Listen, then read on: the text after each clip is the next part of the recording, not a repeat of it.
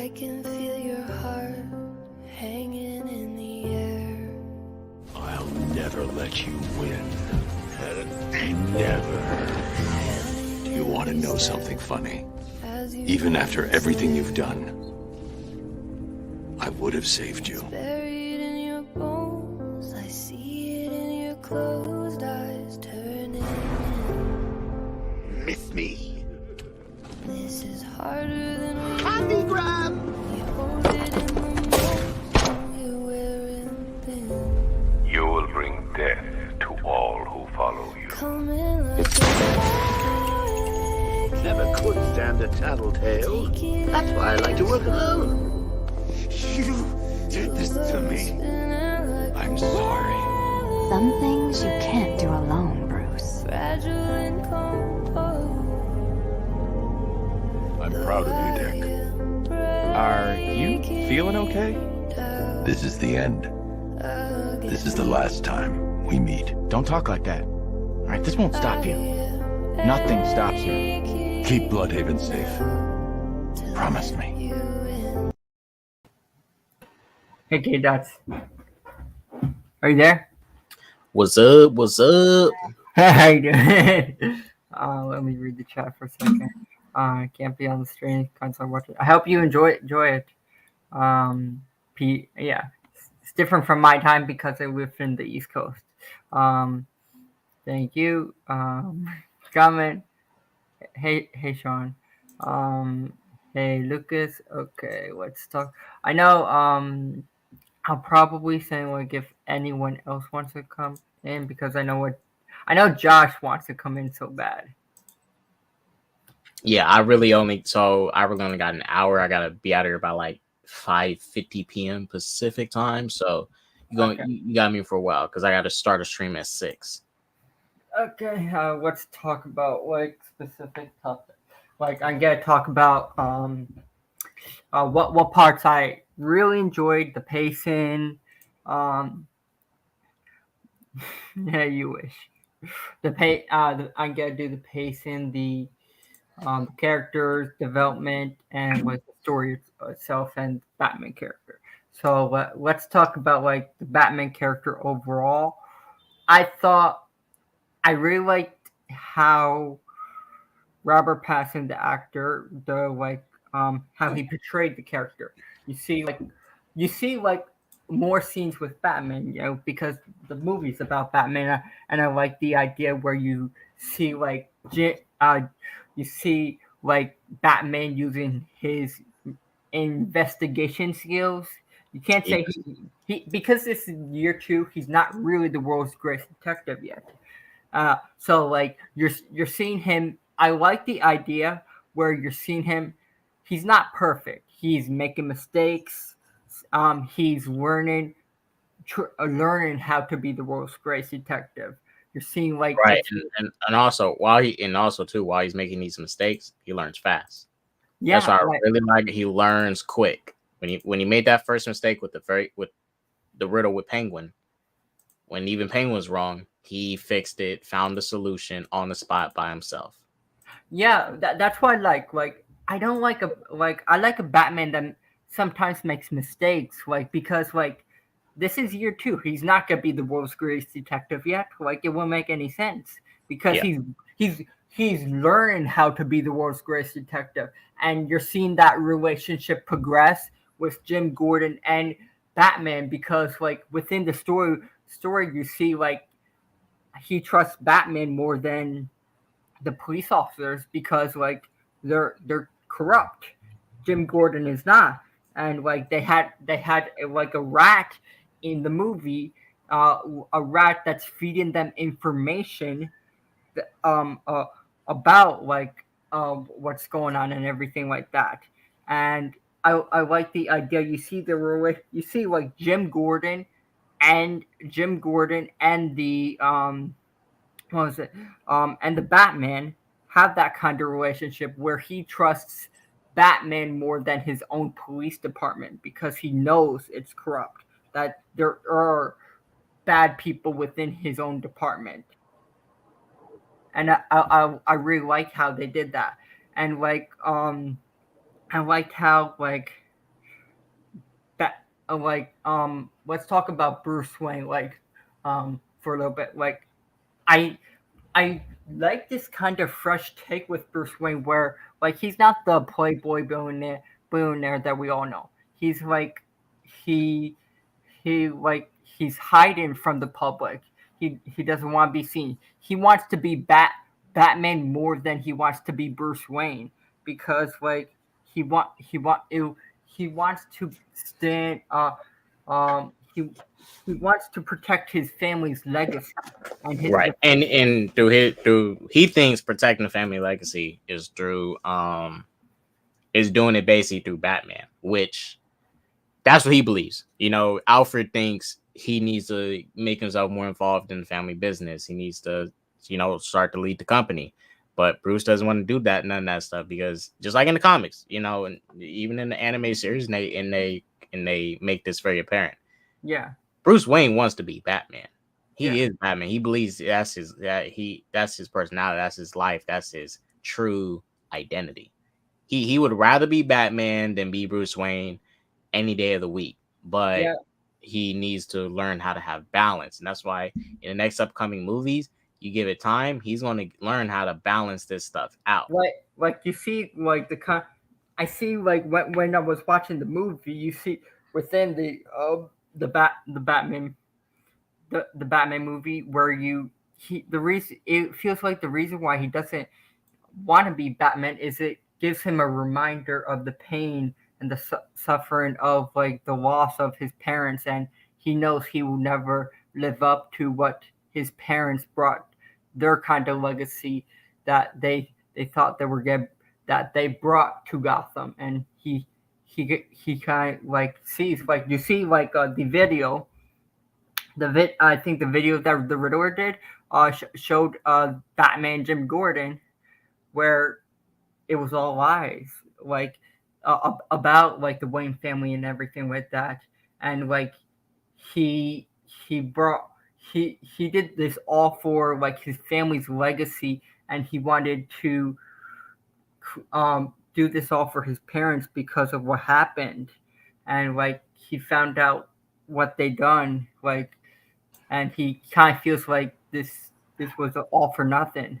Right.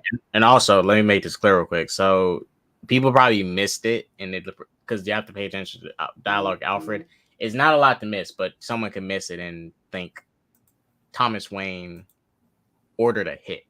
Thomas Wayne didn't order a hit. He wanted Carmine to scare the dude, but Carmine decided to off the reporter. So make that clear if people didn't catch that or whatever. Yeah, for some reason, Thomas Wayne ordered a hit. Yeah, for some reason, people thought that Thomas Wayne came to Carmine Falcone as a moment of weakness. Right. That he thought because Thomas Wayne is not a bad guy. When Bruce actually finds out the truth, I need the same comfort and peace of mind. That why he's not a bad guy. He came to Carmine Falcone as a moment of weakness, that everything can be destroyed. Because if you look at a time like that where he was coming up trying to do his campaign, people back then who really don't care about mental health like that, or know about it, or choose to research about it and really figure it out and know what makes mental health the way it is, a lot of people would use that against you. And he was looking at it as, people are going to use it against me, and they're also going to slander my wife too. He's going to hurt the campaign. They're going to attack my wife, all this stuff. And they may attack Bruce too. The public going to go at him and attack him. So we had to get rid of that reporter, because he was going to reveal some stuff that did not need to go public about her mental health situation and becoming in and out of Arkham. That would kind of ruin Bruce into the spotlight, and ruin the reputations of the Waynes itself. And I like how Alfred tells him that Carmine Falcone, when he come to him, that he was wrong, that he was he's not a bad person. He came for Carmine Falcone for the last resort, for a moment of weakness, that everything was gonna go up in flames, and the family legacy will be tarnished of the Waynes. Like, he didn't want Carmine Falcone to kill him. He just wanted him to scare him or something like that. And when he found out what Carmine Falcone did, he was so appalled that he was gonna turn himself into the police. Like, that is not something a bad guy would do. And like, I like how you get the story with that he was like that he was a good person, and he wanted everything best for Bruce, and he didn't want that kind of spotlight for him, and like the tragedy that happened with his parents. And like, I like that kind of talk between Alfred and Bruce, him finding out that Carmine Falcone, like, he doesn't know who killed the Waynes, but like, Bruce does have suspicion that it could have been someone that Carmine Falcone was involved with. Like, Yeah. But so like, Bruce, I feel like Alfred in that conversation, he gave Bruce like a kind of purpose and light towards the character itself of Bruce Wayne and Batman. Right, because this thing, Bruce Wayne had a bias, and Bruce Wayne has a bias that a lot of us have with our parents and stuff. In our eyes, our parents can't do no wrong, even though they could do wrong. Obviously, in our eyes, they can't do no wrong. Like, if I saw my mom, I don't know, rob a bank, like, even though it's wrong, yeah, I'm going to obviously bullshit and defend my mother, even no matter what. Like, even if it's bullshit, like, it's my mom, like, it's a weird thing. And or someone who looks at their parent, right, and people say, oh, your parent, your dad's crooked, your dad's a crooked person, and you're just not going to believe that stuff. But when all the evidence comes out, it will break you, because you, for so many years and all this stuff, was like, my parents are not this way, and it broke him in that moment, like, because he was like, my dad's just like everybody else, he's just like all the other petty criminals I'm out here trying to take down and stuff. Like, what's the point? And Alfred's trying to reassure him, like, your dad's no different than just a regular other person. Like, we all make mistakes, but he made a mistake. Like, he didn't tell Carmine to go kill the dude, just scare him and shit, even though that's also wrong too. It's like, but he wasn't his fault. He didn't want the dude to die. He at that moment, you saw like Alfred, Thomas Wayne was at his most vulnerable state, where he had nowhere to turn to than Carmine Falcone. He was at his most weakest point. So like, he made the mistake, and he was in a position that there was no right answer. Yeah. Like, because like, if any of us were in that kind of situation, we would probably do the same. And like, Alfred telling him that is like he's human. He was at his weakest point, that there was nowhere else to turn to than Carmine Falcone. And like, he didn't want him kill him, but like, it shows that like, not everyone's perfect. And like, I think that conversation with Bruce and Alfred, I like how Alfred reassures him that he was not a bad guy. He was just at a position where there was nowhere else to turn to than Carmine Falcone. And I like that. I like that about it. Like, you have that kind of relationship between Alfred and Bruce. Let's talk about the Riddler. Oh my God, the Riddler. These riddles, these riddles are great. Yeah, these are solid riddles. Like, they put thought into them. I thought we was gonna get like easy type of. Nah, they did some solid riddles and stuff. Riddles that even I wouldn't have guessed or thought. The riddles were so good, and like, it was kind of disturbing. Like, seeing with the riddles and rats in. Oh my God. Oh my God, that was so demented and disturbing, and it's like, it fits for the Riddler character. That like, he like I think he did live stream that he always he always loved riddles. He said he always wanted. I like how in the scene where I think it's Gil Colson that he gives him 4 riddles to answer. Yeah. And like he he would the last one he would never give up. He would never give up the rat within the I think it's the police department and everything like that. So like you see, like he answered all the riddles, but he would never give it up. And Batman told him that you have to give this up, or you are going to die. You are going to get blown in smithereens. And like Batman's trying to save him, but it was too late, and he gets blown up. Blown back. Blown I back. did, and I love that he was solving the riddles on the spot like that. Like it was an intense situation, and also he's trying to solve the crime and at the same time too. Like reveal the informant. Like tell me, like give it up. Who is it? Who is it?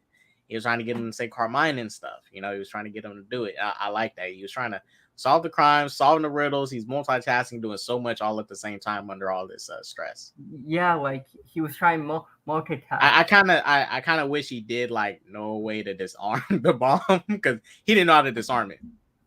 Yeah, he didn't know how to disarm it. Like he honestly did. He honestly didn't because he would have like played the game. It also like it's kind of like he didn't even know how to disarm it because like it the only way he can do it is to answer the riddles because like I think he said in the movie that like his head will come off it. That's the only way to get rid of it. He made the convict collar that's so unique that you have to answer the riddles. And like I like that idea. Let's talk about Catwoman. Zoe Kravitz was so good as Catwoman. Like I like how like you see like that like Bruce starts to like they're starting to work together and you see that Bruce Wayne feels something for her. You kind of see what he feels a connection towards her that he didn't feel for anyone. And like you see that they are similar in a lot of ways. Like her mother drank like I think drank herself to death or something like that. Like and like no, I think she got. I think she overdosed or something like that. Yeah, she overdosed. She overdosed. Yeah, she overdosed. Yeah, she overdosed, and also her mom. So she got her mom used to take her to a club and shit when she was a kid and all that. Yeah, that's like Selena had a rough life growing up, and you know, and the common thing is she wasn't technically an orphan, but now that she killed Carmine, she's an orphan. Do you see the parallels of the orphans in these? And like movie? The fucked up thing is like. Child services took her away and her father didn't do shit about it. It's right. He didn't care. He didn't care. Like and like I don't feel bad for the guy. Feel bad for Carmine Falcone is because he's like the father and he kind of like left her and like to be by herself and you find out like that kind of relationship, the stuff that he's done to Selena and everything like that. You saw the scene where he like she was in the club and everything like that. He puts his finger on her face and stuff like that. That looks so like pedophile. Oh my god, it's like she does not like. She felt so uncomfortable when he done that. Like it looked like she wanted to fucking punch him in the face. That's what I feel like. Yep. Oh, also, what I liked in this movie too, I liked how Selena wasn't letting Bruce get away with acting like he was the big moral high ground here in the situation. Yeah, like the big I like that he was getting his challenge in a sense, like because Bruce was kind of being douchey. Yeah. He was kind of being douchey. You know, Batman could come off a little bit douchey at times, but I like that she was trying to humble him. Yeah, really humble. Batman thought he was in charge. Like Right. he was gonna do everything he said, but like he had more difficult to bring bring her by his moral high ground to like save like to like save innocent bystanders and save like Gotham and everything like that. And I like how like that relationship was never going to um Truly work out. go easy. So you had he had to like have a leeway. It was like a struggle trying to like um work together. I like that. Like you're not automatically going to trust this person, and like I like that kind of back and forth where she eventually trusts him and works with him for her own agenda, but also work with Batman to save Gotham. So I really like that, and like you also see like the relationship progress.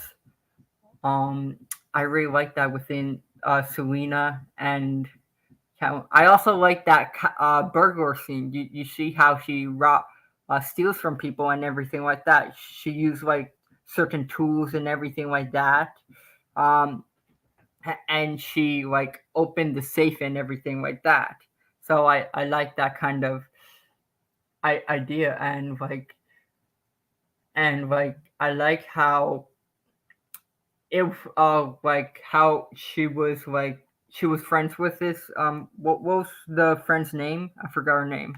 Um like I like And Annika is like yeah it was Annika something. It was I like I just like I'll call it how Annie. she was friends with that person and her father killed her. Like her father killed her and I and like you saw Selena as a moment of weakness that she came to Batman to bring him to justice. And she did not want to bring him to justice. No, she did not. She wanted to kill him. She wanted to murder him. It's like I like you see like she had like the gun in her purse and everything like that. That she's pretending and everything like that to talk to him, but she's really there to freaking murder him.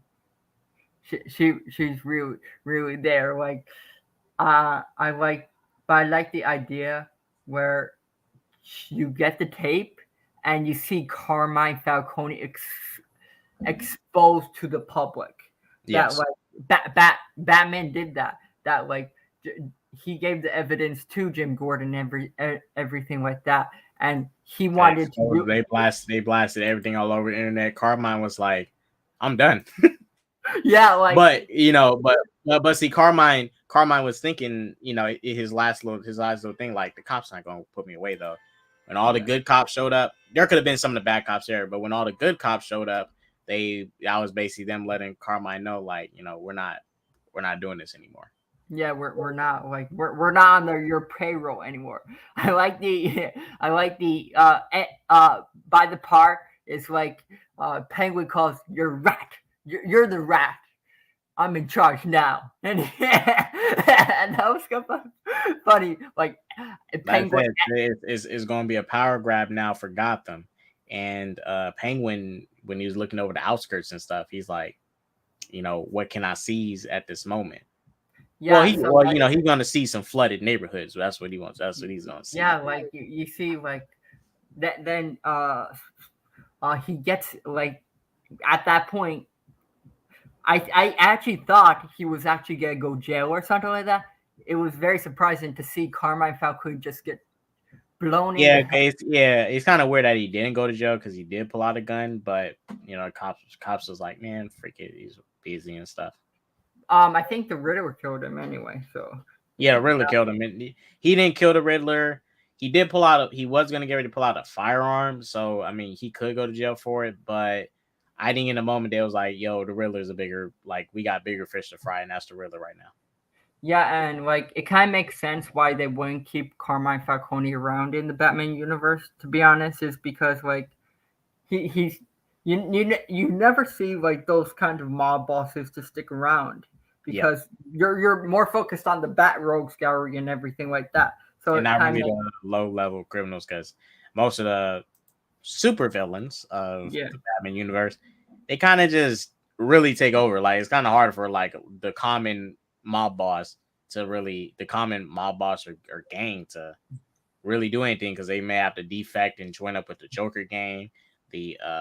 Join up with the Joker gang, Two Face's gang when Two Face becomes a villain. Like, you know, they either got to go under these super villains that are seizing power.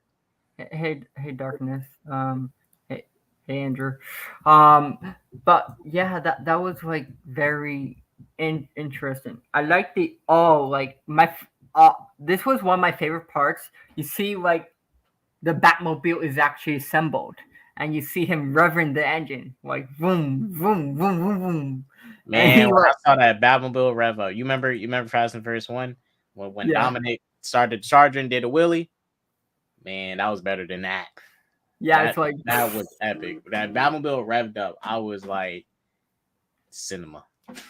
yeah it was This is cinema. I liked how he like it was like a tank hidden in a freaking car and his freaking car like flying. Yeah, Yeah, and you can tell like it obviously wasn't. It was souped up to handle enough, but it wasn't like Bruce was not trying to make this like a. He wasn't even thinking of this like really like a Batmobile type of thing, because his way of getting around was original motorcycle, because it's easier to stow it away, hide it. He had his suit in his backpack, all that stuff, and his driving around in the car is kind of like, it wasn't efficient for him in the moment.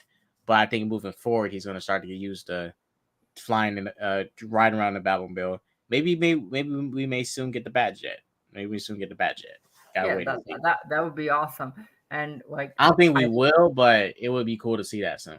I don't think we need the matchup. Oh, like because like a lot of the characters, like we'll probably get them. It's possible, like because like this is mainly I think this is mostly focused on Batman, and I'm fine with that. Like I expressed I want to see the Bat Family, but if you give like an excellent rogue gallery that we've always wanted, I think I'm fine with that. Like I would be fine with that. I really like the part where I liked how I think it was the Riddler. The Riddler, you see him put riddles and everything like that, and you see like he's a very narcissistic kind of person that he likes to play with riddles, and like you find out that he was one of the kids in the orphanage, the Wayne family provided and everything like that, and after Thomas and Martha Wayne death, everyone forgot about them. In there, and they always thought of Bruce Wayne, and like Riddler thought he Riddler thought it was gonna go his way. He thought it was gonna go his way and join him. That like he inspired him. And like Batman said, no, I did not inspire no one. I did not inspire you to kill these people. I am not a part of you. You're a narcissistic kind of person that want a serial killer. You need help. And he's like, no. And this Like, is the great. yeah. This is the great thing about it. Like, I talked about my stream just now, but you're looking at so many different angles that moment, right? So the big twist, we thought in the trailer, Riddler knew who Bruce Wayne was. He didn't. Yeah. And also, it seemed as though and this is what's so many good things about the scene. Batman indirectly inspired the Riddler. His presence, not that he went out there and told Riddler to do this stuff or encourage somebody to do what he's doing, but just his presence itself inspired it, helped inspire it, help fully form this person that was already on this route, this path to do this stuff. And also, it seemed as though Riddler was literally trying to incriminate Batman, because if you notice, remember the shot they focus on that camera, in the security camera, Yeah. and they're looking at it, and Batman's looking at it, and like he's saying like, "Oh no, I didn't bring Carmine out like that. You did. I just shot him, but you helped me too. You did the heavy lifting. Thank you." It's like he's trying to incriminate him, but it's so much good stuff in that scene, like so much good stuff in that one scene. I really didn't like how Riddler was acting, the overtop, like, "Oh, Faye Maria." It was a little too much at that. Yeah, A little that too was much. a little too much, but like But I understood like, what it's going for, but a little bit too much. Like, you can dial it back a bit. I don't need yeah, you that. it was a little too much was the thing, but like him like freaking out that he thought he was gonna like that he was gonna win this, that he was gonna bring Batman to his side. That I kind of like how like the twist has turns that he had planned all of this in his head, but Batman said, "No, I'm not part of you. You're the freaking serial killer. You're the one trying to destroy Gotham. You're a narcissistic kind person with riddles and everything like that. No, you're going away for a long time." And he did not like that.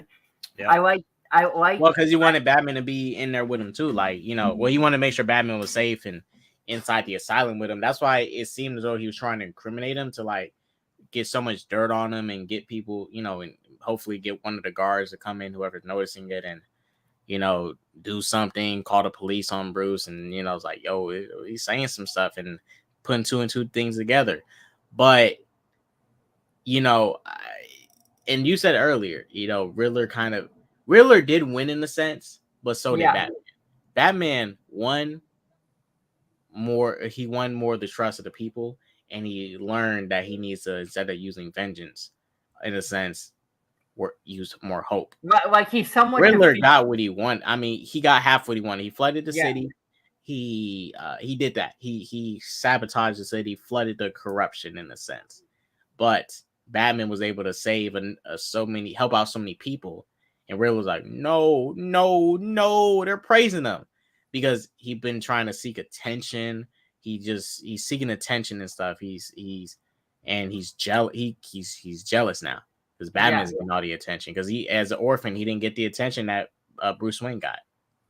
He was jealous. Yeah, like he's mad. Like when I think of the Riddler, he's kind of like he wants the attention. He wants to seek out Batman. He's a narcissistic kind of person that plays with riddles and everything like that. And he thinks it's funny when he kills people with his riddles.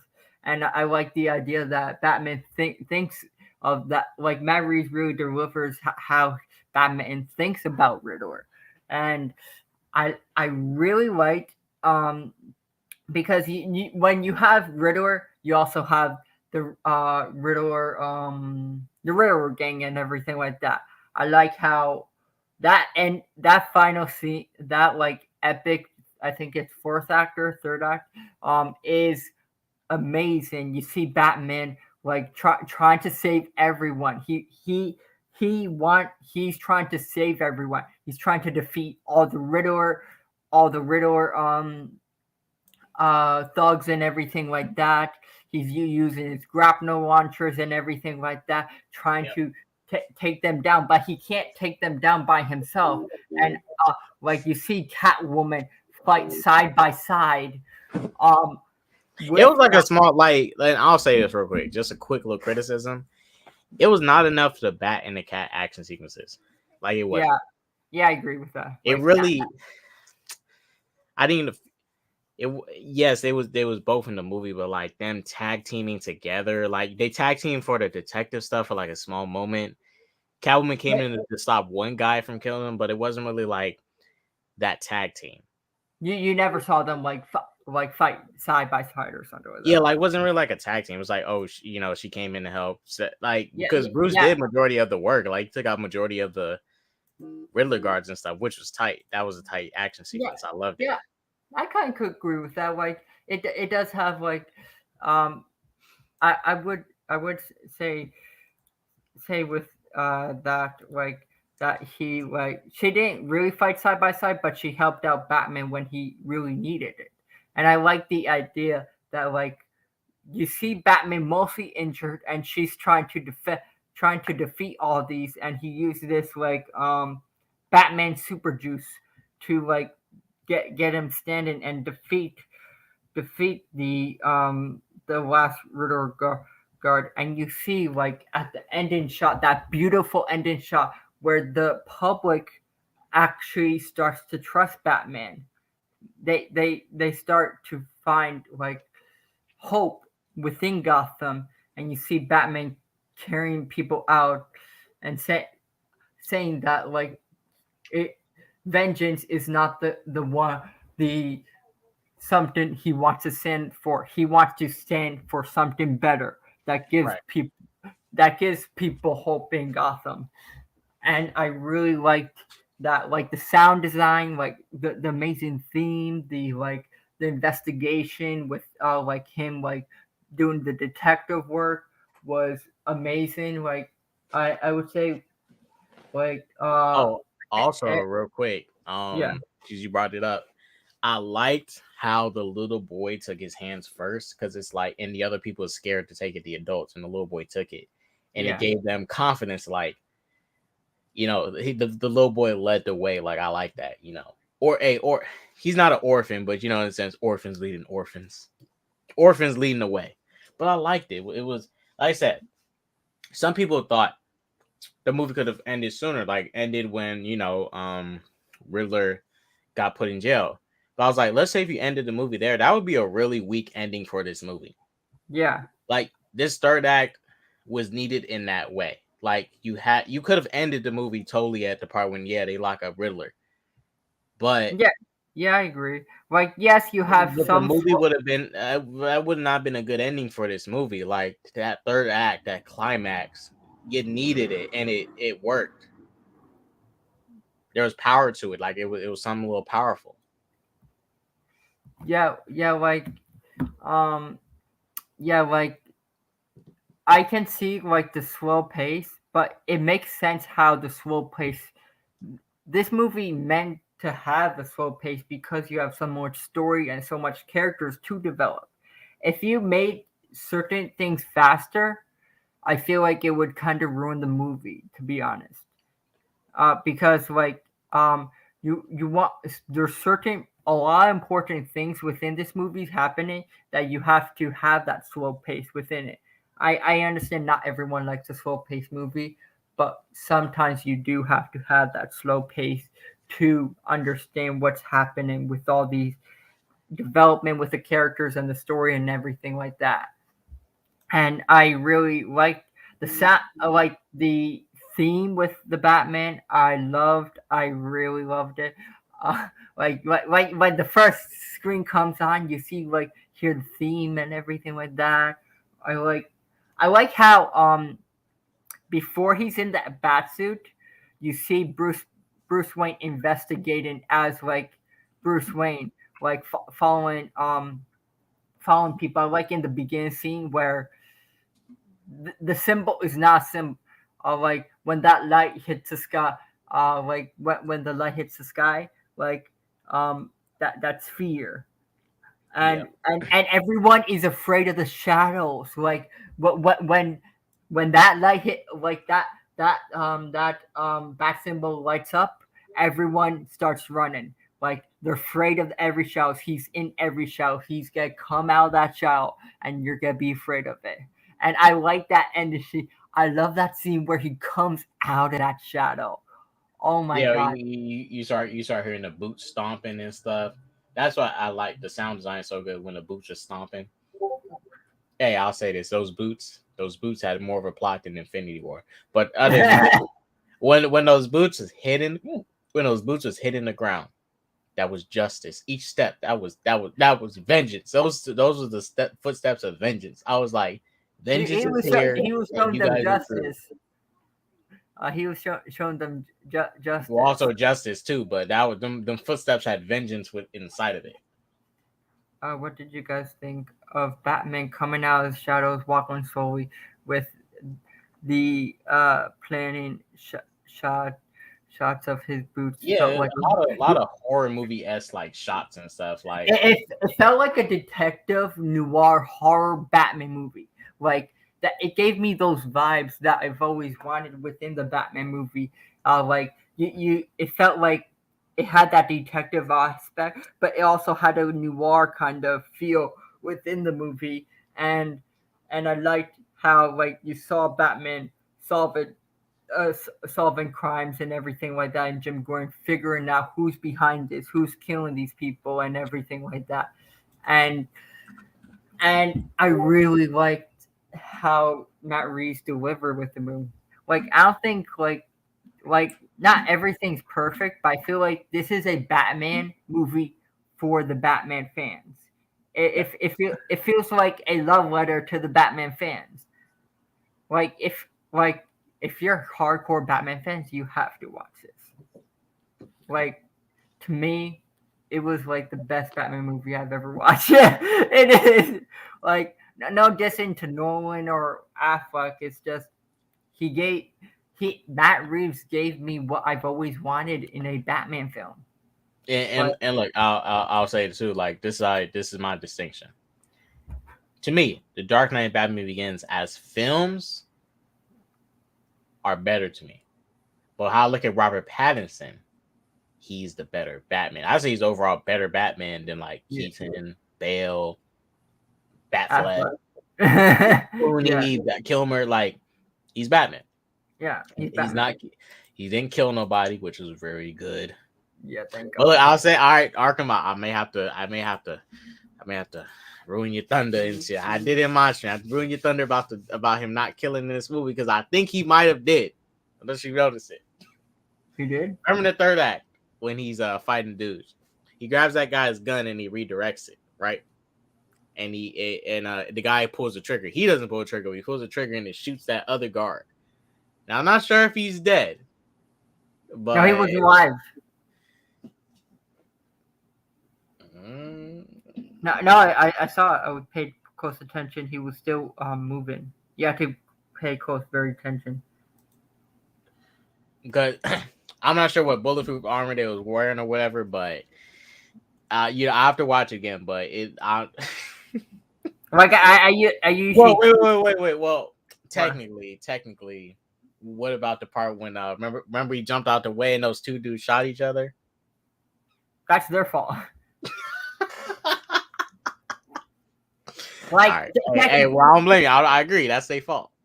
Technically, if they shoot with their own guns, it's not Batman's fault. Like, he's not shooting them. Like, if the guy pulls the trigger on himself, like, that's not Batman's fault. Like, but no, I love that final fight. Batman literally did a hot dog roll and knocked over two. Yeah. And like he was so agile, he was bouncing all over the place. Like he felt very mobile. Like it was almost, I ain't gonna lie, it was almost like the Arkham games, like you build up a kill streak and he starts to move so fast. I'll say this, like this is not this is grounded. I have to say this. This is grounded, but this is a fantasy Batman film. Yeah. It's not realism. Like it is not a realistic it's not Nolan. It's not realism. Derby Game it. I loved it. Like I loved it to death. I really liked it. It gave me the Batman movie that I've always wanted in history. That like as a Batman fan, a huge Batman fan, I'm happy. Like I can care less about the Snyderverse now. No, throw that away now. Good job, Arkham, coming to the right side. Coming to the right side. See you guys, Matt Reeves, all this new DC stuff, man. You don't need a Snyderverse. Yeah, you don't. Like people gonna have it, but like it's never gonna happen anyway. Like, bro, Robert Pattinson is Batman. I'm not gonna lie. Hey, man, I was there. I was like, man, they cast the guy from Twilight. They cast the skinny, frail dude from Twilight. What the hell is this? I'm not gonna lie. I was one of them people. But you know what? I was slightly proven wrong. Because over time, I stopped being a hater, like not a hater, but like I was like not really giving him a chance up until like the second trailer. The first trailer I saw it, but it was really the second trailer. I was like, let's go. Yeah, like, And also because the success of Peacemaker and Superman and Lois and stuff. and you see him like working out and everything with that, and like he looks like Bruce Wayne and Batman. Like, it's a different interpretation of Bruce Wayne that not a lot of people like. I liked it. Like, it wasn't. It was like. I mean, good. This thing I may have not fully loved it, but I understand in the context. Like, it can still kind of work for me. Like, I can understand why it works. I also read the prequel novel, so. And Yeah, even in this movie, like, you don't have to read the prequel novel to know that Bruce Wayne is not involved with the company like that. He still has claim to it, but Alfred is handling the company. He's not like he's not like in the public eye, that he doesn't want to be like, he doesn't want to be like Bruce Wayne. Like, he wants to be more Batman than Bruce Wayne. Like, this is my family legacy. This is what this is what the only thing that matters to me. Like, he doesn't care about the company. Like, this is what he thinks the family legacy stand for. That you see in the Batman movie. Like, it was just so good. Like, oh my god. Like, I didn't know this was gonna be like such a good Batman movie, but it was so good. Like, it gave me long Halloween vibes. Batman, I think it's Zero Year, and it gave me like Arkham Origin vibe. Like, it gave me a lot of vibes within this movie. It was just so good. Yeah. It was like, just. And this is the thing, like, when you watch the movie, you get a greater appreciation of the suit. Especially if you watch it twice, you get a greater appreciation of the suit. Yeah. Especially when all the colors and stuff, the filters, the effects, you get a greater appreciation of this suit that he has. And it gets better over time. The cowl from the side is still ugly, but the suit overall gets better.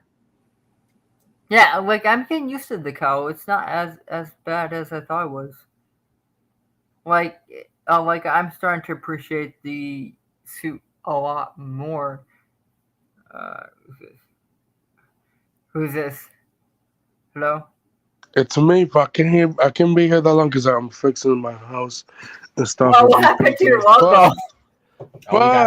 We got this Batman movie hater up in here, bro. Dang. No, the Batman is garbage. I'm playing this now. For me, it's up there with Batman Begins. Yeah, I love it.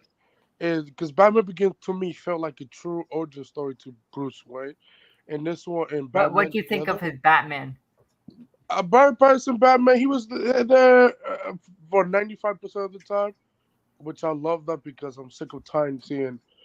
Don't get me wrong, I love Bruce Wayne as a character, but like seeing Bruce Wayne every movie just got boring. You want to start seeing the heroes in the costumes and shit.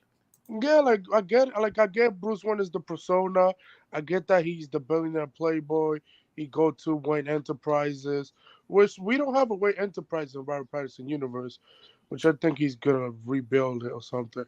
I just like Adam Tyson. I like Adam Tyson that, but like I mean Bruce Wayne. He was in Bruce Wayne for like let's say 12% of the time in the movie. Yeah, 10 or 12%. He's like, which I don't mind it. I don't care. Fuck Bruce Wayne. Sorry. That's fine. Like, I like the Batman character, but I don't want to see a lot.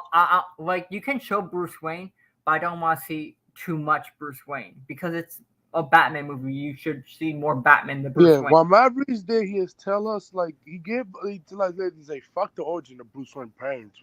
We see that in 8 movies already, 7-8 movies. So like he's a F the story, F Martha and whatever them dying over. You didn't see the scene, but you see Bruce. I think Bruce like how they died. Yeah, you see Thomas and then you have Martha locked up in Arkham Asylum, which I was like, huh. Just like, No, fuck I it. think that no, like Oh, that you was no, that was the killer. Never mind. That was the yeah, you hear how the Waynes died yeah. instead You of hear it, but like you don't know about it. seeing a flashback or like seeing another scene of them dying again. Probably in the second movie. You just hear them talk about it how they died. I think that's fine. Like just that you're like Yeah.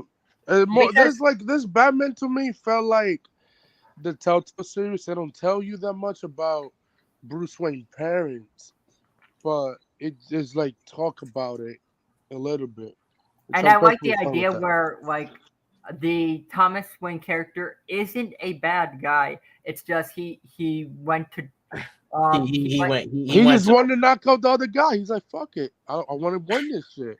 he went to ask the wrong dude to do that job. It was Carmine like, man, Yeah, blow yeah his brains wrong out. dude. Carmine blew his brains out. But I it's ain't not gonna like scare this, I'm gonna blow his brains out. But it's not like the Telltale series where Thomas Wayne is the evil villain and stuff like that. no, he isn't. He's a sort of isn't a Batman, but not that much, a little bit. And then Alfred explained to him what happened, which I love that when he was in the Yeah, hospital you scene. find. Oh, you saw the movie, Anthony? Yeah, I saw what was it like last night around like 2 o'clock in the morning. If you would rate the movie, what would you rate it? Give a solid 9. Oh, that's good. Like you It's really up like there it. with it's up there with my it's up there with Begins and then Dark Knight. And yeah. What would you say? Did you like the noir kind of like the feel and Yeah, it give you Zone Killer vibes. It give you what else? What else other people was talking about? So the detective vibes and stuff like that. It felt like and then 7 and it felt like 7, more like 7, which is lovely and stuff like that. I love how Batman and Riddler was interacting with each other and doing the present in Arkham, which it was yeah. dope. I I was like like, that's cool. the like Easter egg that were did you hear I before I get Hmm. I like the scene with the Joker and the Riddler talking. I liked how he did it. Yeah, how he's like what did he say? Riddle me Um this, he said. yeah, riddle me this, and then they say I'm like I he's like think sort that's of a how like clown. I Yeah, think that's how like the Riddler gets his uh line like riddle me this and stuff like that. I think he yeah. gets it from Joker. Like I don't have a problem with that. Like because Yeah, this because the is Joker's not stupid. He's not in this movie. Batman already caught the Joker in his first year being Batman. yeah. His first year. So he's at Arkham Asylum, but I think Riddler and Joker's gonna plan out how to get out of Arkham, which makes sense, obviously, because they're gonna get out of Did you Arkham. hear from Matt Reeves that the Joker might be in some of the spin-offs? He should, because we have to learn how he became. I He's think not he'll the be Joker yet, but how did he become Hey, the killer? Arkham. yeah. Yeah, I gotta head out real quick. I got to do this interview with this guy on my channel. That's fine. If I finish in time, I'll hop back in later. But if you go ahead and finish up, go ahead. But I gotta do this interview. Thanks for letting me on. You guys be safe. Have a fun stream. Yes, sir. Okay, see you. Yeah. So like I like the I like the idea. I think we'll see him in Arkham Asylum, the Arkham Asylum TV show. If you could build his backstory of how he became, he's not the Joker, but how did he became like how he became a serial killer, pretty much like I'm how not like how he I don't became think it. he'll probably do like because we do get a lot of backstories with Jokers and stuff like that. So like maybe he'll just like make He's not gonna retell what other movies did with the Joker. He's gonna do his own I think he'll just version of what I happened to think it'll him. just be conversation or something like that, like Yeah. how they told the Wayne's death or something like that. It's like this is how Joker like this is how I became the Joker or something like that. It'll probably be something like that because like I don't think people because he's gonna be introducing a lot of villains within this universe. So like I I'm mean, thinking, we do get that reference of oh Hush, yeah, we did. Hush, Hush. He also talked to talked about that he wants to do the Court of Owls or something like that. Matt Which Reeves that would talked. be the perfect time to introduce Hush in there if you do it They right. talk. I remember Robert Pattinson talk about like he wants to do the Court of Owls and everything like that. Did you notice the movie was kind of a mix? It had a little inspiration of No Man's Land story. It had a tiny bit. It did, but much better what Nolan did in Dark Knight Rises. Yeah, like It's not, you know, it was just so good. I didn't mind the laugh. The laugh was it. It no, because he's not like I get. He's not. How you say? This is an early version of the Joker. He's not there yet. Like like he's not there yet. He's going to become the Joker and stuff like that. But he's like, and plus, his inspiration is from the man who laughs, which that's how the Joker became about that movie from the early 40s or 50s yeah. and stuff. So the man who laughed, like that's Matt Reeves' inspiration from the Joker, which makes sense, obviously. So it must like it makes sense and stuff like that. You could introduce more villains in the Arkham series and or whatever and stuff like that. So yeah. Yeah, I think probably at the end of the Arkham series or something like that, each of their villains um will probably become the villains that we know. So like probably Riddler will become Riddler. Um like certain characters will become their character self. With it, same thing as a Penguin. These spin-off series are gonna create the characters that we all know. Then when we get the second movie, they'll already be established. I think that's what he's doing. Makes sense. Yeah, it makes sense. Like you're doing tons of these spin-offs. You do Arkham Asylum. You're doing Penguin. We're probably gonna get a Catwoman TV show, and those movies, those TV shows are gonna establish those characters before we get the second movie. And when we get the second movie, they'll already be established within the um within The the next movie probably will take maybe year 5 in his career, which Matt Reeves says the Penguin is gonna be at that Penguin show. That uh, there's gonna be teased towards the second movie. So he said like the Penguin show which makes sense. so it's a leader factor towards the sequel because like he said the first movie's not like a lead up towards a sequel. No, you don't see no post credit scene. You only saw the Joker. The Penguin series is going to be a lead up towards the sequel. He says so like. Mm-hmm. So that makes sense because like we have to learn more about the character and everything like that, and it's very exciting what he brought to the table. Like it was very good movies. It's better than 100%. like it was. I liked his Batman interpretation. Bruce Wayne I like the different interpretation of Bruce Wayne. He's not gonna be the Bruce Wayne we all know, but No, he doesn't have the Wayne Enterprises, the blah blah blah, the business Bruce Wayne, like the Nolan movies did in the first two. So yeah, like he don't have that. He don't have that yet in this universe, as we know. Oh, did you hear that Matt Reeves might introduce Mr. Freeze? I mean, he's a cool character. I don't mind the character. Jesus, it makes sense for him to do the character in the second movie and stuff like that. He's gonna spin it his own way, and how he became the Mr. Freeze and stuff like that. In him finding this like serum to fix to bring back his wife from the. I mean, this is his wife and stuff like that. So I think he's gonna spin it his own way, on to do Mr. Freeze, which I'm down for it. Because in this universe, anything could exist. You could have Clayface. Listen, there's so many versions of Clayface, which you could do the active version of Clayface, when he was an actor.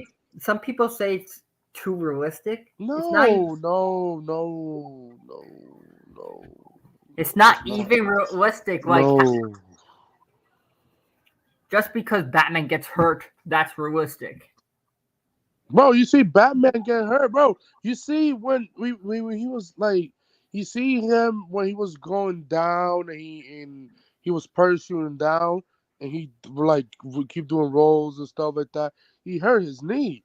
Listen, Batman is not mortal. Like he hurt. He dislocated his arm and stuff like that, and like Yeah, he could take right. This damage. He could this take is a lot damage. of it's a lot of fantasy. It, Yes. like this people say because it's grounded and Batman got hurt, No, no, no. you can't introduce Clayface. Like, get the fuck out, bro. Bro, Clayface got some. But they could. There's many versions of Clayface. The one that if Matt Reeves does the Clayface, he's gonna do the active version of Clayface, which was from the Batman animated series. So like that version, like if you do the actor version of Clayface, makes sense because he was an actor and stuff like that. And doing like it makes sense if you do the actor version of Clayface. Which Clayface is a cool villain. This is the only villain we haven't seen live action, and he's dope. Yeah, he was like amazing. Like I really liked his I liked his Batman. Like the story was good. Like J Man Mm-hmm. hated. A fucking course, Jesus Christ, yo. Like he says like, oh, the story between not being an orphan and being left alone and everything like that was a stupid story. Oh, Jesus Christ, man. I'm not surprised no more. I'm really not. Yeah, I'm really like not. yeah, so like really, like he gave it 5. That it's the story made sense. Like they thought Bruce Wayne was orphan when he lost parents, but that's not like Riddler explains. No, that was Riddler. That was Riddler. Like Yeah. he was left alone. All the orphans at the I Yeah, think it because was, they was talking about how the news is talking about, oh, poor Bruce Wayne, his parents are gone, and they didn't care about the orphans and stuff like that. And which is like, okay, it makes sense because I mean, Bruce is a kid who's a billionaire, and they're gonna cover that more than orphans. So like, yeah, I get that. yeah, like I'm excited what to do. Supposedly we're gonna get an announcement of I think the sequel. Like Probably um by the end of the month when it makes a lot of money, because only yeah. got 45 days of making money. Did you see So yeah. that the guy called Phil or something like that making the spin that the Batman is failing, the box office is failing. Jesus Christ, bro. That motherfucker. I don't know, bro. No, bro. No, no, no. So far, it's doing good. It's doing 300 million. It's like 250 around there right now. So like, it's doing perfectly fine. Yeah, There's like nothing wrong. Listen, just because it opened with 22 million on Thursday, and then Friday opened and they made 57 million, and and it's doing good overseas, and yeah. for China, it's coming China in the 15th of March for the China, so like that's like 2 weeks from now, I feel like it's a gonna week and a half. boost Yeah. up a lot with China. It's gonna boost. That probably boost 45% of the money there, and then they will announce a sequel afterwards. Which I mean, of course, it's gonna make I sense. think China's the money maker. Yeah, yeah, because they like superhero stuff and shit like that. So yeah, Yeah, and after the money comes, like we're probably gonna get, I think, April it comes on HBO Max, so like April probably 19th. April 19th. So Yes, like because it's 45 days. 45 days, and it will be an HBO Max after the 45 days. I think So that'll be April. after the results of Hmm. China, we're gonna get a big announcement because Oh yeah. I saw the Batman account, like the Batman movie account. Hmm. That's something's happening. It says. Let me show you. The Batman. Okay. Uh, because it You know says what? You know who I will cast for Alfred in the Matt Reeves universe? I mean um Alfred. Lucius. I will cast Jamie Foxx. you would cast Jamie Foxx. Yeah, because I mean, I like he could look like I think Alfred in this universe might look younger than the previous one because he was old as fuck. So like, I'd like maybe the same age as Alfred, like maybe between his 50s and 60s, around there, or now what? Jamie will be good, or like go get an actor that's between 40 to 50 as Lucius Fox, and that'll be fine. If you Okay. introduce him. This. Because don't get me wrong, like his tech in the Batman movie was good, but I think he needs to work on it a little bit, and that's what Lucius Fox is there for. He works with Bruce Wayne and Batman to fix his tech and make it much better. Yeah, I show you. It's right here. So it's the Batman film news. This you said you think this is finished, but perhaps you don't know the full truth. Everything ending is a new beginning. Something is coming. Those riddles. Oof. Yeah, someone's like. So I'm guessing we're gonna get Somebody announced, defies it, yeah. and I think we're gonna get an announcement very soon. Like this kind of indication, like we already know it's gonna get an announcement. Like because when Matt Reeves says, I don't believe that he's taking a vacation. I'm sorry. Like I'm fucking that man stuff. Bro, his writer even said, yeah, give us about 2 years so we make the sequel. yeah. Yeah, Well, like they you're looking for the next Batman, you might look at my guess 2024, yeah, right there. But 25. it'll still be announced. Yeah, Like you're looking at a release date for 2024, 2025. Either those two, they could start production next year in 2023, yeah, something like like that. it might not So yeah, start, but we'll still get the announcement. yeah, 100%. They're gonna start filming these shows probably later on this year, and then start production of Batman maybe next year or something like that, or next well, around by the end of next year. So like, yeah, like I'm gonna watch these spin-off shows because Yeah, HBO Max got nothing. HBO, you need shit. I'm sorry, bro. You need DC shit. yeah, So you need to pump out this context so us could watch. yeah. Like that's what I need. Like HBO Max is a great streaming service, but they don't got a lot of DC stuff for. They got a lot of DC stuff, but like I mean, like DC for like theatrical, like spin-off shows or something like that. They Oh, don't you got mean that much spin-off stuff. shows and stuff like that. Yeah, But like they need more they stuff. Like have they, a lot of content, but they don't have a lot of TV shows and stuff yeah. like Like, that. I Okay, know the first one you announced 3 years ago, Green Lantern. Don't know where that shit is at, but I hope it start filming in the next couple months. yeah. And what else? Batgirl coming out later this year, which that's good. I think it's Blue and then Christmassy Black because Canary. You got Black Canary, which probably come out next year. yeah, And then so they doing good. It just they need to put more stuff in it. yeah. Just Like they're believe. doing You good. gotta believe. You gotta believe in your streaming service to be popular. That's Yeah, the thing. yeah. Like I'm excited what they're gonna be doing. Like I feel like at end of this year they're probably just gonna be pump out more content uh, Hmm. with Zavlos and everything like that. Yep. Um, I'm excited for the Batman universe.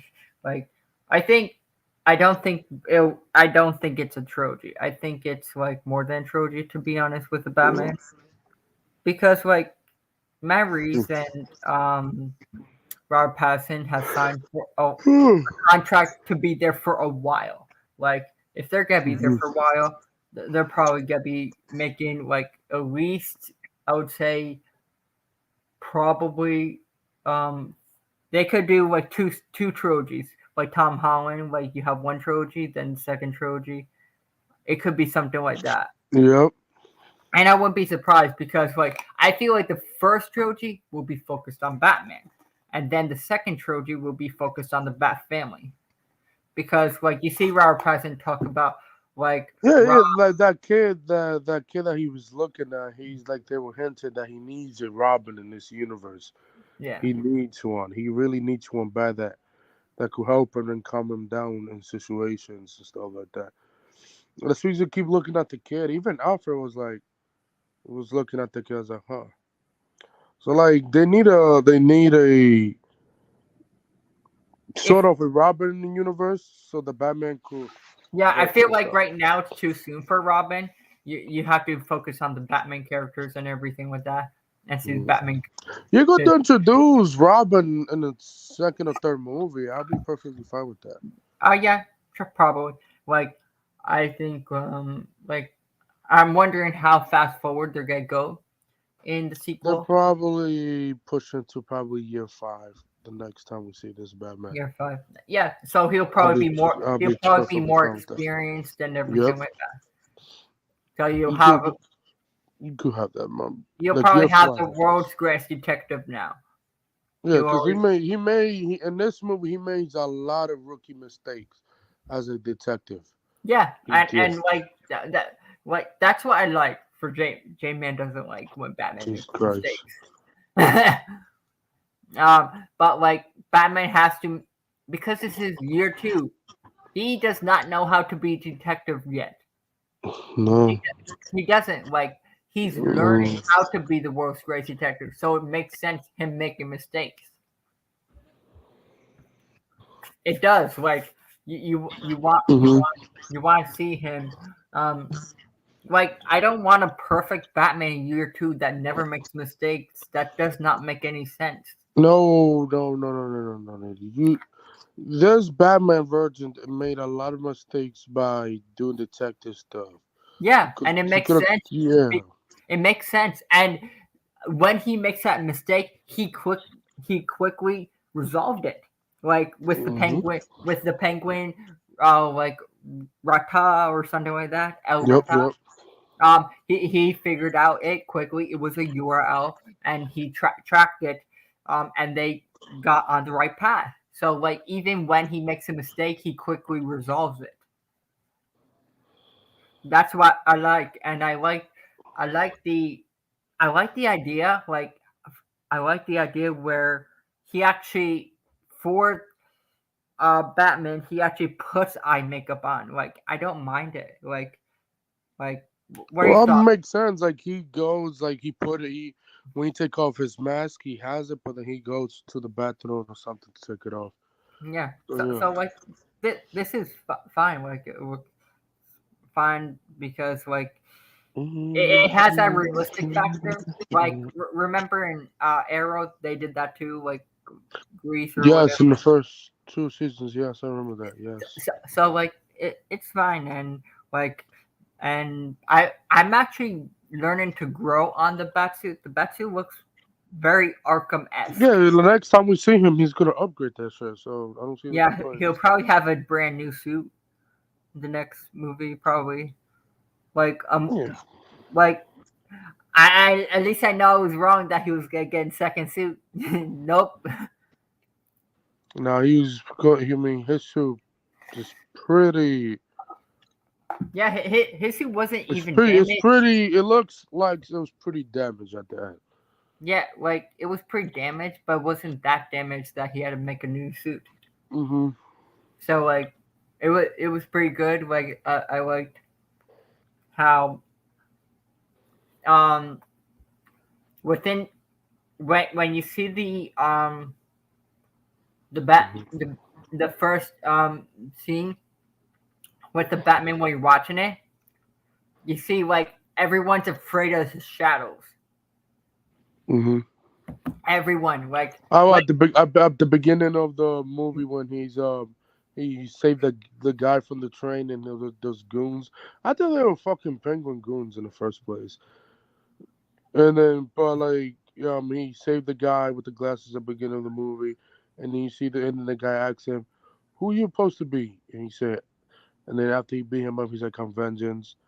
And then everybody just I like, like how like when that light shines up in the sky, mhm. it's a warning. So like he everyone's afraid of those shadows. When that light, like when the bat signal lights up, everyone's everyone's Yeah, scared. even that guy with the look like whatever, like he after he robbed the store, he was looking in the sky, and he's like, "Oh shit!" Like he was running and shit like that. He was nervous. Yeah, So like like, you saw like the guy that plays Tim Drake and stuff like that. Oh yeah, you saw him there. Like he's like, he saw the backside. No, and he's Bruce like, was looking, and then Batman was looking at him. Was like, yeah, you could go. I'm not gonna do nothing to you, bro. yeah. So you let him go. And people thought that taser thing with Batman, he was dead. No, like all of them survived.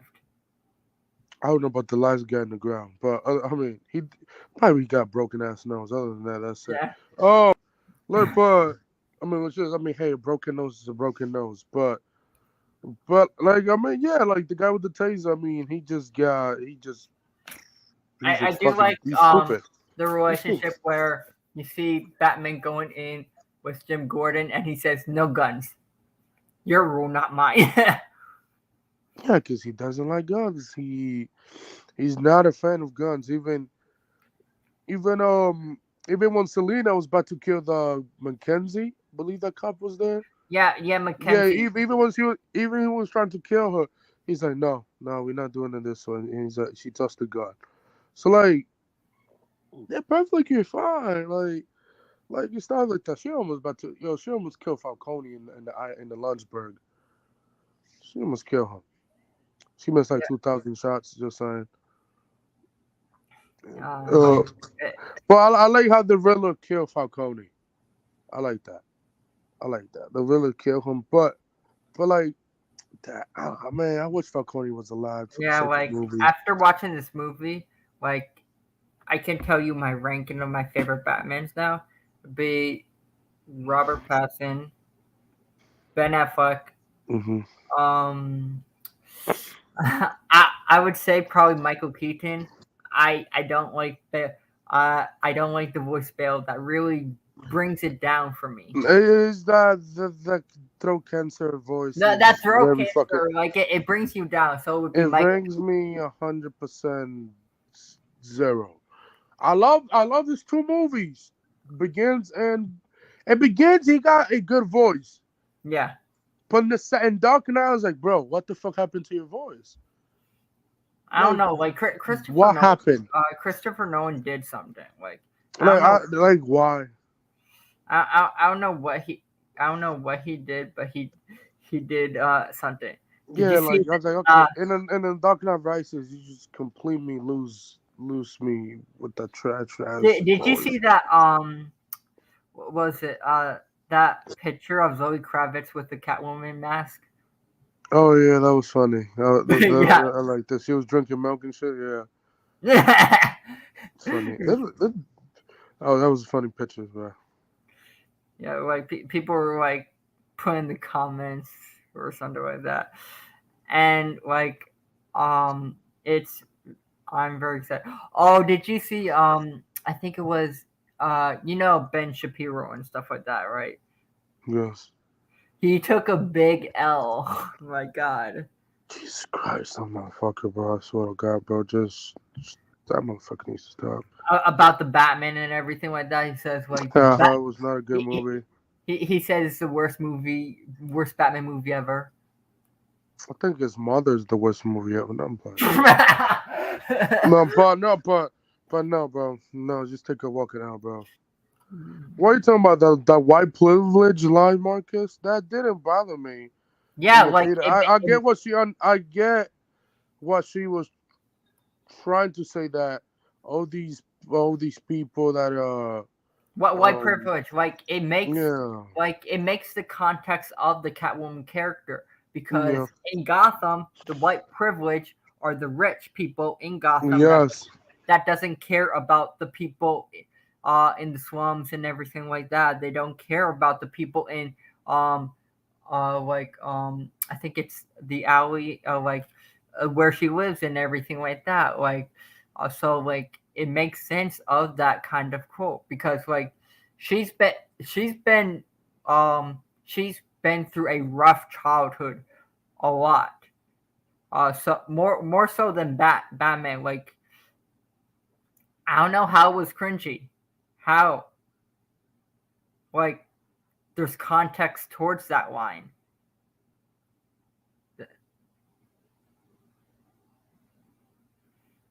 It was cringy, but I understand why it was put there and made it in the universe that I guess like I didn't see a problem with it, but like it was very.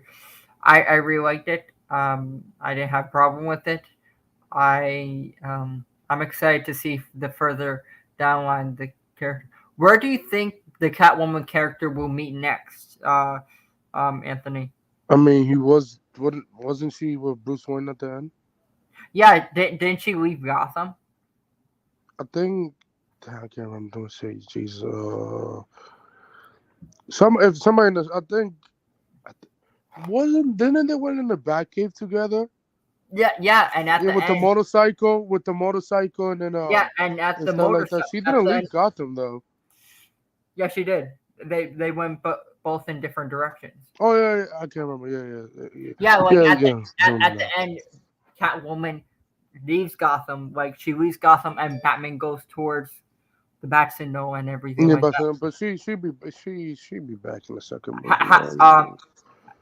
do you think like at do you think that will lead into the Catwoman her leaving Gotham into the Catwoman TV show?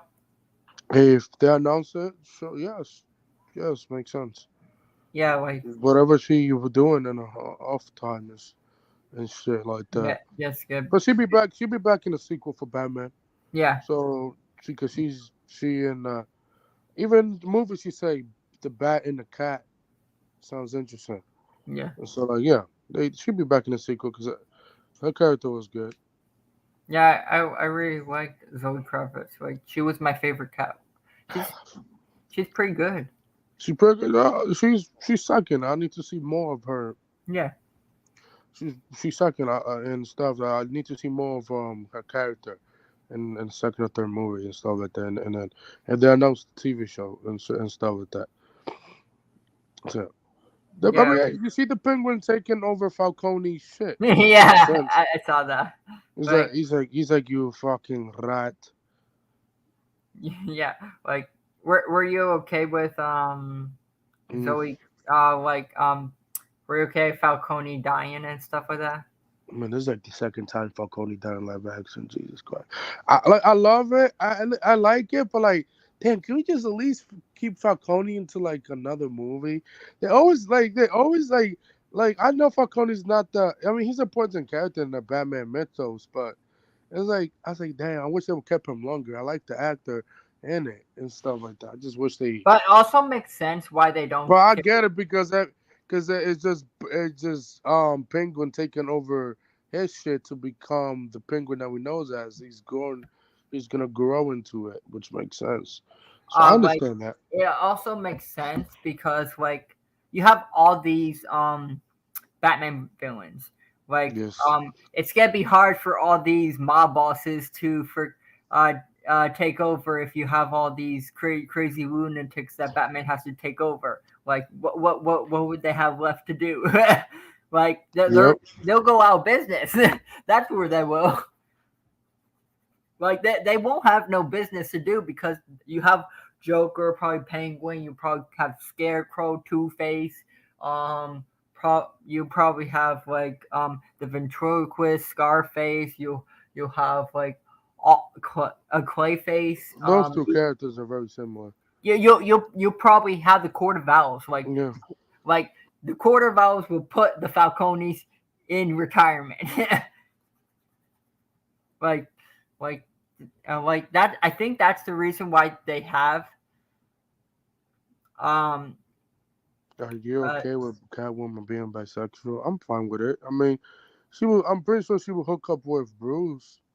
She will find out who's Batman under the mask in the second or third movie. I don't think she was bisexual, really. He wasn't because she kissed him 2-3 times in the movie. Yeah. So no. No, she's not bisexual. So I have no damn problem with that. Like, is it because of that woman? Like, she didn't kiss her or anything like that. Like, no, it wasn't. She didn't. It was just a friend. That was her friend and shit like that. So like, yeah, it was just a friend. Like, she's not really bisexual. I don't know what you're talking about. No, she's really not. If she was, she would have not kissed Batman 2 times. Spencer really called Batman because of the messages thrown over and overthrowing the powers. The powers. The motherfuckers. Yeah, no way. Is it because like the like government stuff and stuff like that. Something like that. Things that I don't know, Like man. it makes Gotham is corrupt, so you're gonna have this struggle with like the who's gonna become the new mayor and everything like that. You have like Gotham and chaos and struggles and everything like that. So like Mhm. that is in content. You have that even in the comic books where like you have power struggles and everything like that in within Yes. Gotham.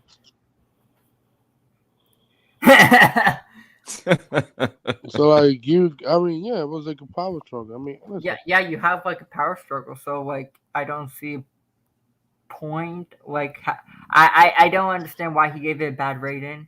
Like he thought it was the worst Batman movie ever for some reason. Oh my, yeah, I don't. He's smoking crack, bro. Wait, so he said it's the worst Batman movie of all time. I mean, he's a Gina Carano supporter, so it makes sense. No, Ben Shapiro. Oh yeah, Ben. Ben.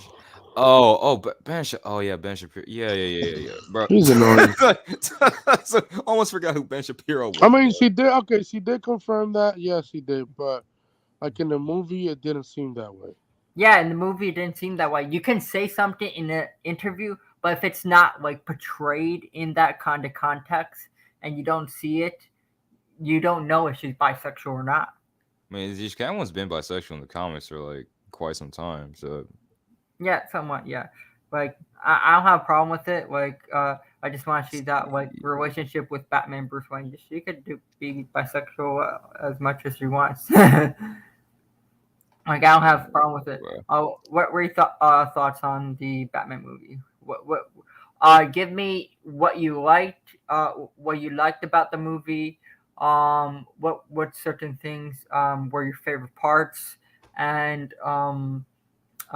your rating. So yeah, doing certain sections. So give what certain parts and characters did you like their parts, and did you like how they portrayed them? Okay, go. all right. Okay, so I would like my official rating for the Batman is like most definitely an 8 out of 10. Absolutely love Robert's portrayal of Batman. I think he did good as 85% Batman, even though we barely even got any Bruce Wayne in the movie, which is fine for this movie. But I think he did good. Zoe Kravitz as Catwoman, she's good, but she's not as good as Michelle Pfeiffer. Carmine Falcone, he's good. Riddler is about as corny as I thought he was, which to be fair, it is the Riddler. So, Penguin, Penguin was Penguin was like surprisingly funny. So like, yeah, he was kind of funny in that interrogation scene with Batman. He's like, "Hey, I'm Oz." you have good cop, bad shit cop. Jesus. All right. So it's the cinematography. Even though there was like barely any action in it, which is fine because this is like a detective noir movie, and I also like the fact this movie really utilized Batman's detective style, because in the earlier Batman movies, like Batman, most directors they usually go for Batman in like the action department, but I actually liked how they're portraying Batman as the world's greatest detective. I like that, and you have like so many nods towards like so much Batman content in the media. It's like this movie's for the fans. If you're not if you're a hardcore Batman fan, you're gonna love this movie. Like I like the idea where Batman's going to make mistakes because he's not really the world's greatest detective. He's learning how to become a detective. And I like that part. Like exactly. Because it's the year 2. You're not gonna like whoever thinks like Batman should be perfect and everything like that. That's kind of bullshit because Batman's never perfect. Like Batman makes mistakes and everything like that, and that's why like when he made that mistake, he quickly solved it and got to the solution. Oh, geez. I just thought of this, but like ever since Riddler's goons like blew up like certain parts of the city, and the city was like overflowing, I just wonder what happened to Alfred in that hospital. I was still alive. No, he's probably back in the way, man. Yeah. Oh, okay, good. Cause like it's like because Alfred died on screen during that freaking like that'd be horrendous. Yeah, exactly. I would take off the purpose parts of the character. Come on. Oh, I thought this man argument's gonna this man gonna get off the park, bro. But I mean, I Yeah. like how this Gotham felt like New York instead of like Gotham Square Guardian, which is supposed to be like the version of the New York Knicks and the Square Guardian and stuff like that. Yeah, it I felt like the like fact that Gotham actually. Yeah, I saw like the Little Caesars advertising the movie. I was like, hey. yeah. It felt like Gotham. It looked like Gotham, and like I'm happy it doesn't look like Chicago. Please, I'm so tired Gotham seeing actually that. feels. Gotham actually feels like a character in the movie. Yeah, the architecture, the sound design, the designs of the characters are like perfect. Like I liked how like you have this kind of struggle with Bruce and Alfred where like that like he is not his father, but like he's trying to protect Bruce, and like and you see like in the hospital scene where Bruce like was scared to losing someone that he actually loves, and um and you probably are gonna see a redefined Bruce Wayne probably in the sequel. Oh yeah, dude, that Batmobile action sequence when he was shaking his penguin in the highway. Yeah, that was amazing. Wow.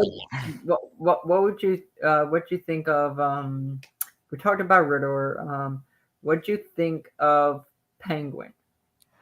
Dude, Penguin, he was only in the movie for about like 5 minutes, but every single scene was in. He just stole the show from me. I cannot wait for that Penguin HBO Max show coming soon. Like, did he act like Penguin to you? Like, Oh yeah. Yep. Oswald Cobblepot. Yeah. okay. What about Zoe Kravitz? Did you like her as Catwoman? Oh yeah, I liked her as Catwoman, even though she's not as good as Michelle Pfeiffer, which I already know. Michelle Pfeiffer's a special place in my heart. So I think Zoe Kravitz is fine. That's good. Okay. I think there's a few. What about Carmine Falcone? Oh, honestly, since the movie had like 4 villains, like every single villain had a story arc. Like every single character has something to do, and I didn't expect Carmine Falcone to have like the role.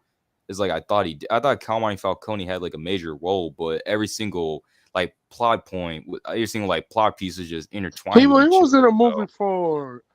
He was in a movie for like a lot. He was like there for like 20 to 30 minutes. Like he had like he did have an important role because he was the fucking rat. Yeah.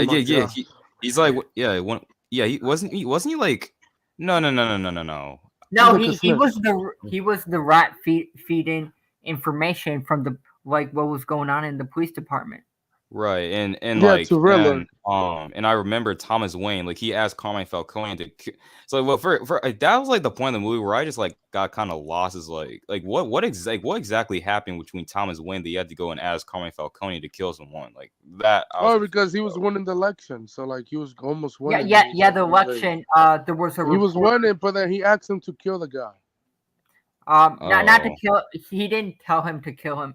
He like there was like a reporter that found information about Martha Wayne, like her like mental state and everything like that, and what was going on, and he did not want that to go public about what with Martha Wayne.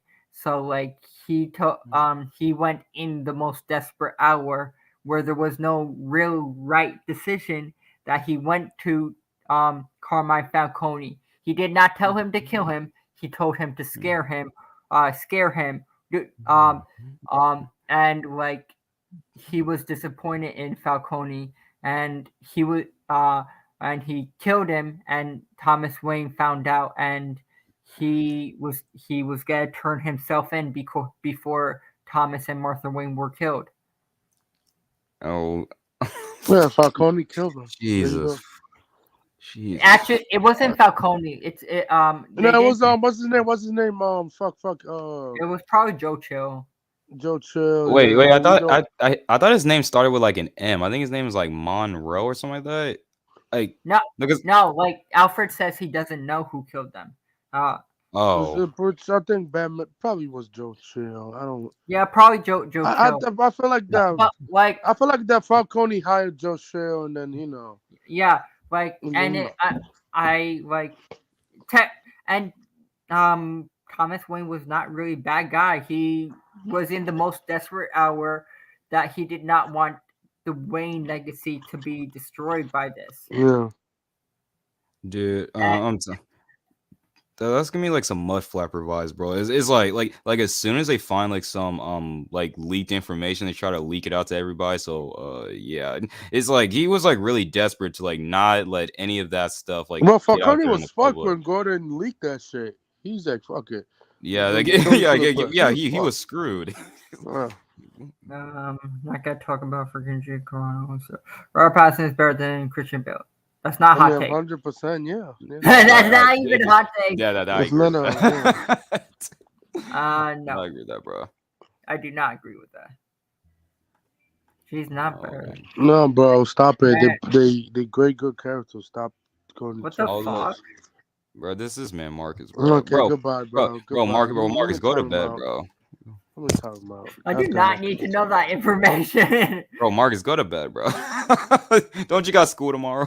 The next part is what you think of I think there were a few I think that was mostly all the characters.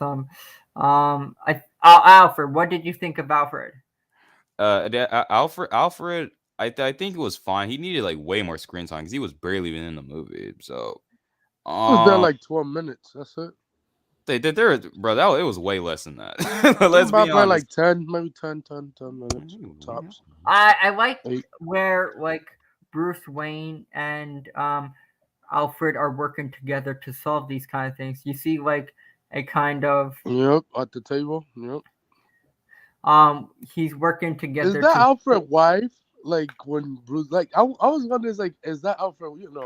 Girlfriend or something, like the one that he like, or just a random lady working with them? I think she's like the cooking lady or something like that. Okay, I was like, I keep thinking, oh, maybe Alfred fucked. Because he, like, Bruce Wayne doesn't just have Alfred. He probably have other like people to work around the house and everything like that. Because Alfred's not gonna freaking clean the whole house by himself. Bro, he will break his leg before he does that. Yeah, like I finished my. Yeah, what happened to those Wonder Woman Superman sets? Like, what the fuck? We didn't even see those in the movie. Oh yeah, you're right. So like, in like an interview, bro, I think Matt Reeves like explained.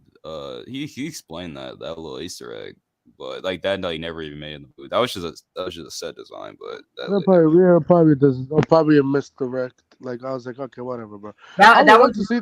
I mean, hey, I would listen. Listen, I don't care if Batwoman or Batwoman. Batman. Jeez, Batman, Superman, or Wonder Woman is in the universe as he can make Easter eggs. I don't mind that. I have no problem with that. Yeah, he'll probably do Easter eggs. Like that's the best thing because like Matt Reeves says time and time again, he just wants to work on his Batman universe. That's all he cares about. That's good. Like, honestly, the fact that Catwoman left Gotham City, I want to see like a spinoff of Catwoman. Like, there's still more of a story to be explored. Yeah, like we'll probably get a Catwoman spinoff. Like, she'll probably be probably explored in the Penguin show. Like, maybe like how they're going to bring her back is because Matt Reeves said that you're gonna have characters within. Returning characters within the Penguin show. So you'll probably have Catwoman, possibly, like I can see Catwoman coming. Batman's probably gonna be in there. Robert Pattinson's probably gonna have a cameo or something like that. He's not gonna be through the whole movie, but you have few cameos, and then you have other characters pop up. in that show. So like that's gonna be exciting. Who do you think will be like for the Arkham TV show? Who do you think will be the main cast? Like, do you think it's gonna be Dr. Young, or do you think they're gonna introduce Hugo Strange? Like, or You could have Hugo Strange and then Doctor Young. They should like I just do introduce it. like every single villain that Batman has encountered in the first 2 years of Batman. Just put all those like every single villain that he put in Arkham Asylum. Just put those villains in that show. Okay. And we already know because that. we already know his first year he already captured the Joker. We know that.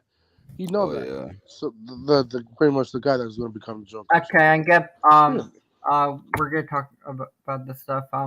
And get finish my my official thoughts. Like, how would you rate it? Then I get put like my full rating on the screen. I'll probably get an 8 out of 10. Okay. I'll give it a solid 9. Okay. My rating. No, perfectly fine. Anthony 9. You said. Yeah, 9 out of 10. And Josh. Marcus, I wouldn't expect many stuff from that because it's an investor call. So and yours is 8, right? So yeah, I think you said 8.5, right, Josh? Yeah, 8.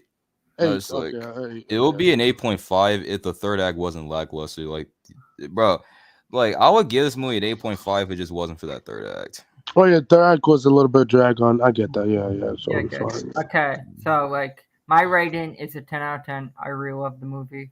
Anthony's is 9 out of 10, and Josh's rating is 8/10. That's it's like not bad. That's not a bad rating. I can't take anyone seriously if they give it 4 or 3. No. Oh fuck the like J-Man. I'm sorry, J-Man, but bro, fuck no, bro.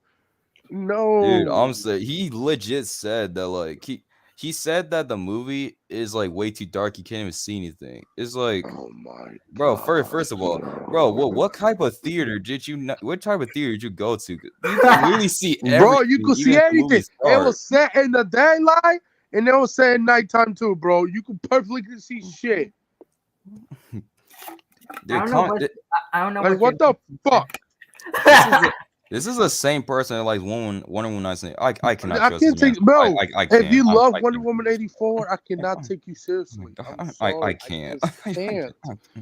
I'm sorry, bro. That is factual. I can't take you seriously. I cannot. It's like, yeah, like I can't really. I can't really take someone seriously if that real like.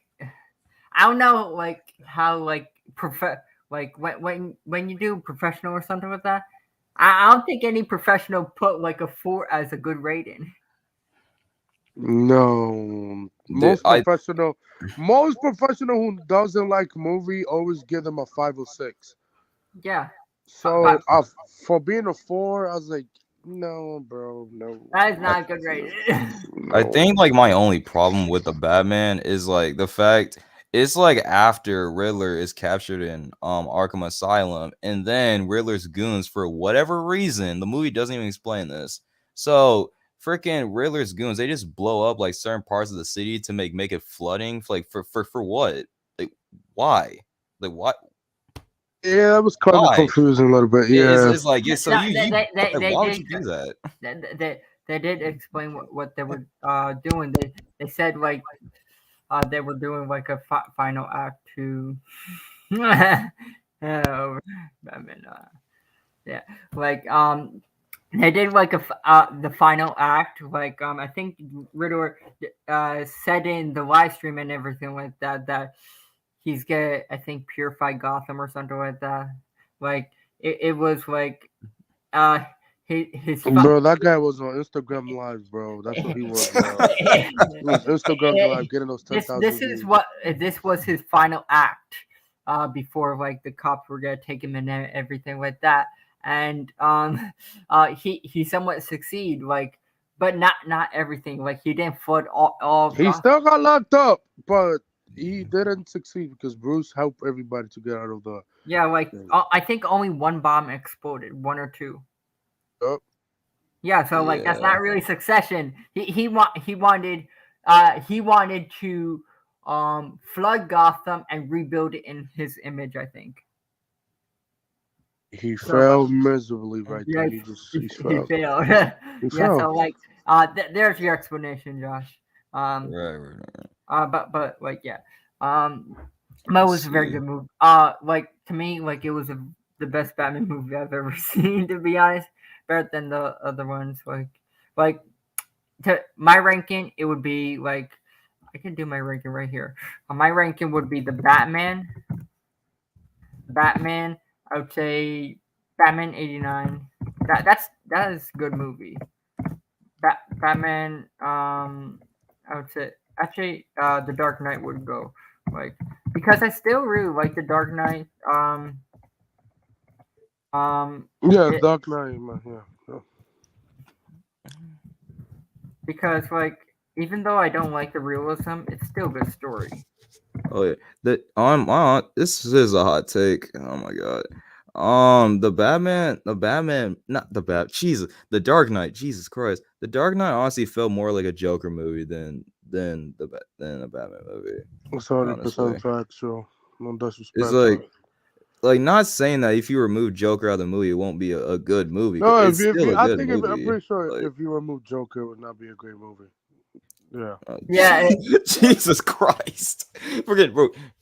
And factual, like if you remove movie out of the Dark Knight, Christian performance would have been a mid as Batman. I mean, we all know the best of the trilogies Begins. Like we already know. Begins is the best out of the whole bunch. Yeah, for sure.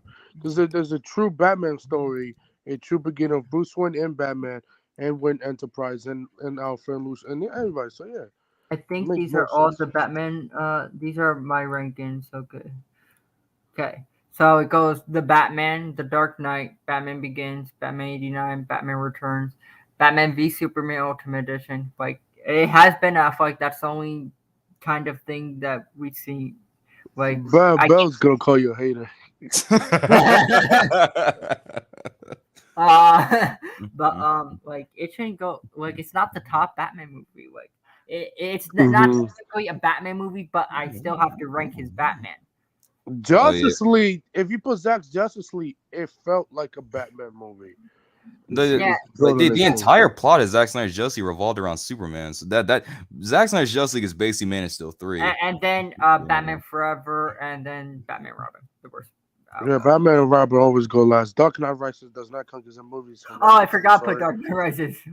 Dark Knight Rises. I put that before Batman Forever. Yeah.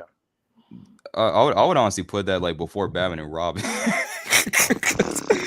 Jesus, bro. Dark Knight Rises is garbage. God, that movie. That's an unwatchable movie. I'll tell you that right now. Yeah, there. Like that. Dark Knight Rises. I would just I will flip Batman Forever and put Dark Knight Rises there. But it's just not like that movie, bro. I haven't seen that movie. I don't see that movie one time. I don't need to see that movie ever again. I do understand the hate towards it because that movie was so rushed. I get that Joker was supposed to be there, which I would have made the movie 100 times better and stuff like that. I fixed it. The Dark Knight Rises. No, Like, it just wasn't a good movie. Like no. What you want do your ranking? Like what would your ranking be? Just rank how you would rank all the Batman movies. You pull up the list again.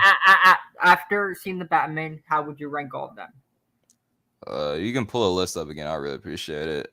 Or just oh dang. Okay. Honestly, okay. I would probably put Batman Begins. No, say Batman Begins, The Dark Knight, the Batman, Jesus Christ, Batman '89, Batman Returns, Batman v Superman, The Dark Knight Rises, Batman Forever, and Batman and Robin. I think I might need to switch Batman v Superman and Dark Knight Rises. Honestly. Actually, let's do a better idea. Let's just do tier list about it. Yeah, yeah, gee, yes. I hope somebody Yes, updated that shit. Yeah, that's what I'm saying. Andrew's doing his trash one. Oh wait, hold up, Andrew. Bro, why Andrew. is everyone streaming right now, bro? It's like Jesus. You're I had to doing delay my Batman. stream like 5 times today, They're doing dude. Batman spoilers. So where's it? Live action Batman films, right? Okay. It has everything. All these motherfuckers doing the Batman rankings. Jesus Christ. Oh my lord, bro. Okay, like I haven't updated the tier ranking because Batman been out for 2 days already. Okay, it's well, Batman, 3 days. Actually, no. Well, it started. Well, if you got the film screening on Monday, technically it would be okay. Well, I've been out the whole time, like for the past 3 days. Where's it? I don't. Batman live action movies. I would. Yes, they have VVS. Batman. That. How is Justice League 2017 a Batman movie? It's not. That movie is all this trash. Don't get it. Jesus Christ. Batman movie. I try and find like. Okay, that. I hate. Sometimes I hate this because of when you have a tier ranking and stuff like that.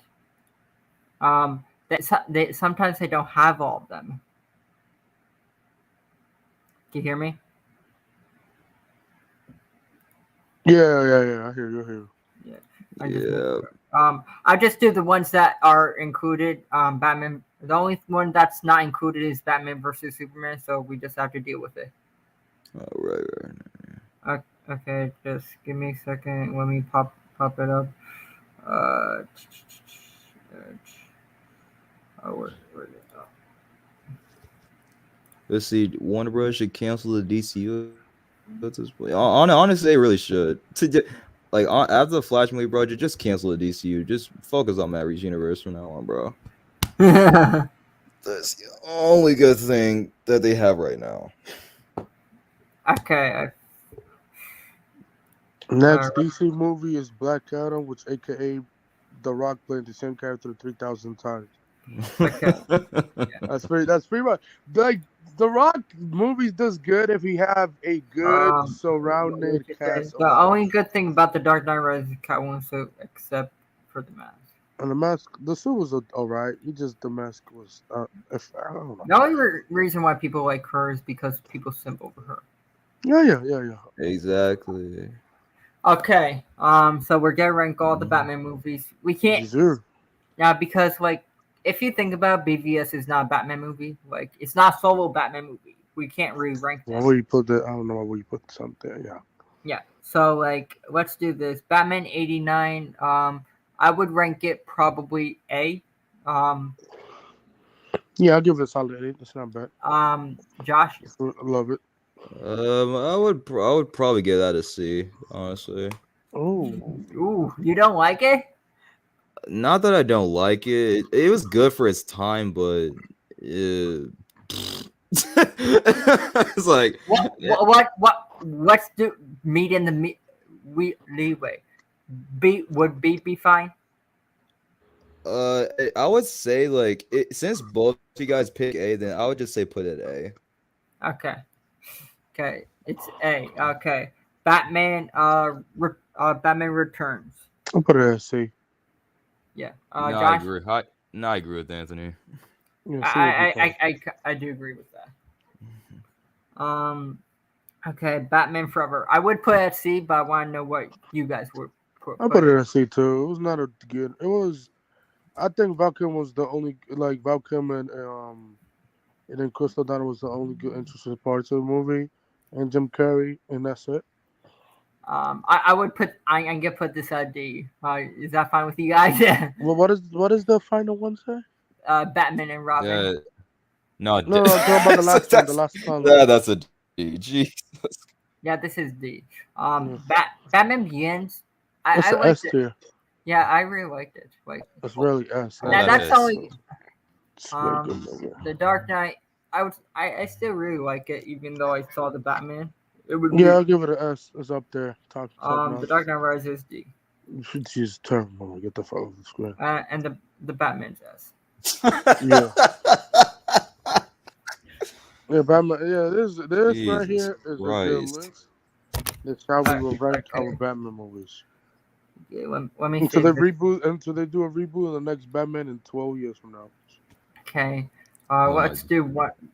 Let's do one more man. before. Because Josh wants to do his stream, so like let's do one more thing. Oh Then- no! Oh no! Hey, Arkham, I actually like delay my stream until tomorrow, like at 12. So you can continue your stream. You could do it after this. Oh no! Batman. I'll just do it It's tomorrow. too You know, late I'm now. kinda It's like 9. It's like 9:40 and shit. Yeah. Okay. Yeah, Let's it's do, like, Yeah, I'm like getting honestly, tired already. yeah. Um, Me too. live I'd be action. on Let's- freaking everyone's stream right now, bro. I didn't do this. Live action suits. Okay, because we have Oh, the boy. we do have this. Okay. Mhm. I don't think we did this. So like Nightmare. The Batman, that's S. I love it. I love it. It's the I'm after getting that you- shit from the comic. I really like this one. Like I feel like it. For the second year, it's very good.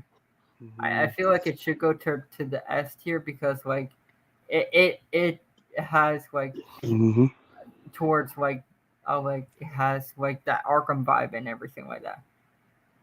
I think That suit right there, is that the Begin suit? not this one. I think that is. No. It's No, it's, that's Adam oh, West. I'll go by the B. This Yeah, classic B. Batman. I would say no, this is not it. that suit. Like that suit right there. I Oh, think yeah, that's the begins. suit. Yeah, That's the Begins. Begins great. Okay. Val Val Kilmer. Kilmer, I'll put it at a C. Yeah, see. Dude, I see. This. That's Oh, return suit. That's the return. I Oh, that's believe, B. Yeah, B. That's Yeah. B. Yeah, B. Oh, it's I don't trash. know. No, but not. Ben Ben Affleck. Affleck. Oh, that's S, bro. This is trash. D. Another Gotham is one. also garbage. Garbage. I did Yes. not Is like that this one. one? Honestly, put that as. No, I'm honestly gonna put that as C. I want to. I'll It's put way it better at than C. that I'll Gotham put it suit, at C bro. because I don't like. I don't Okay, like. this trash. I would say this is A. A because that's the 89 suit. Trash and trash. Trash. I don't know why. Like, well, first of all, why would they change like the Michael Keaton suit? Like, why would y'all? Why would y'all change it? It was perfect because for its time. He couldn't move a lot doing the 89 suit, but so like when we see him, I think when we see him back in the Flash movies, he could move more. Because back stuff from the 90s and 80s was not advanced as today is. So like today, like when we see whatever we see Keaton in the Flash movie, he's going to move more. Oh Jesus, that's a lot of villains. Oh Jesus, that'd be like a whole hour. I just wonder like what's gonna happen to the Tim Burton Batman movies if they actually do merge the DCU. Oh Jesus, I just wonder. That's gonna get. Are they gonna be retconned or? Okay, are they gonna get retconned, rebooted? Like what's gonna happen to the Tim Burton Batman movies? We don't know until cheese we and watch crackers. This is we don't know. Yes. And we do have the Batman stuff too. So Bane is exactly what the doctor. Tom Hardy Bane. Which one? Where do you want to put it? I'll put it at D. Okay. Probably put him at D. Oh, Jinx. this one. I said Tom Hardy Bane. Because I don't like his performance. Like he did okay performance, it's just not that great. Okay. What about I think this is Falcone. Yeah, from Begins. Yes, Begins. Probably put him at C. C. Yeah, I'll be fine with C. Okay. I don't know who. I forgot this guy's name. Oh, that's Max Shrek.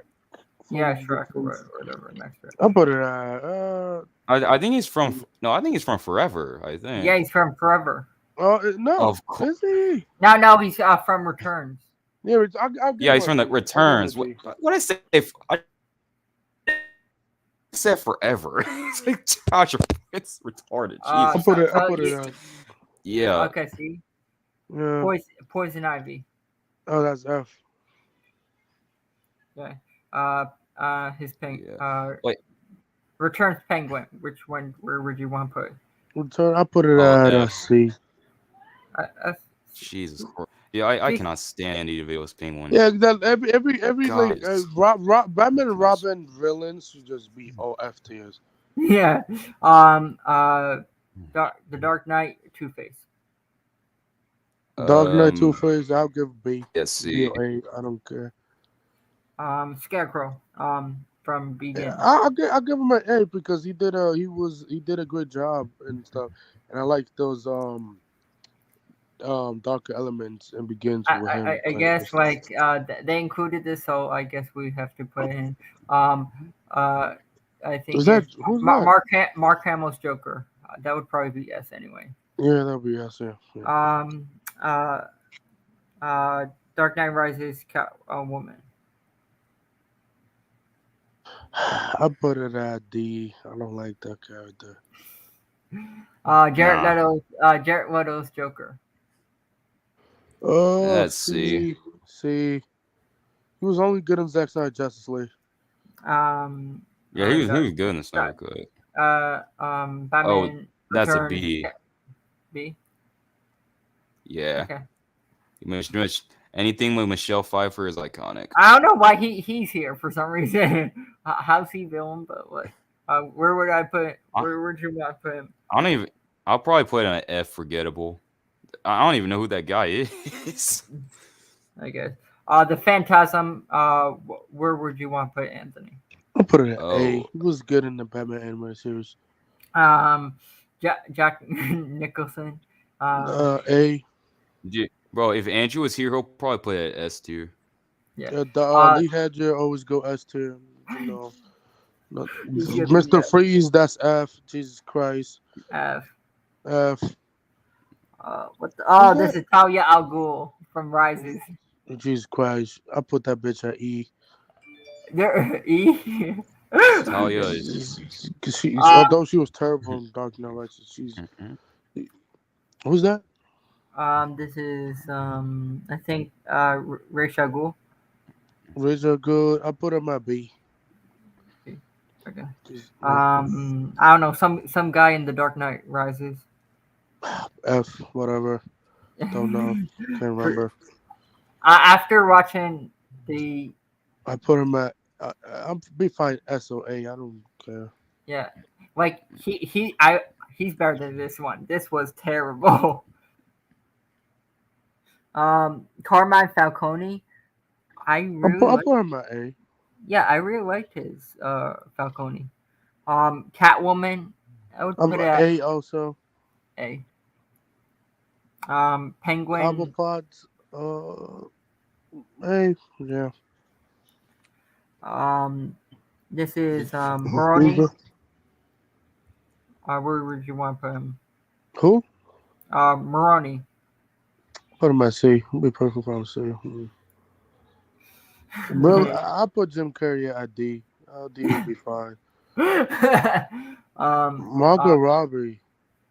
I'll put B. Yeah, she's pretty good.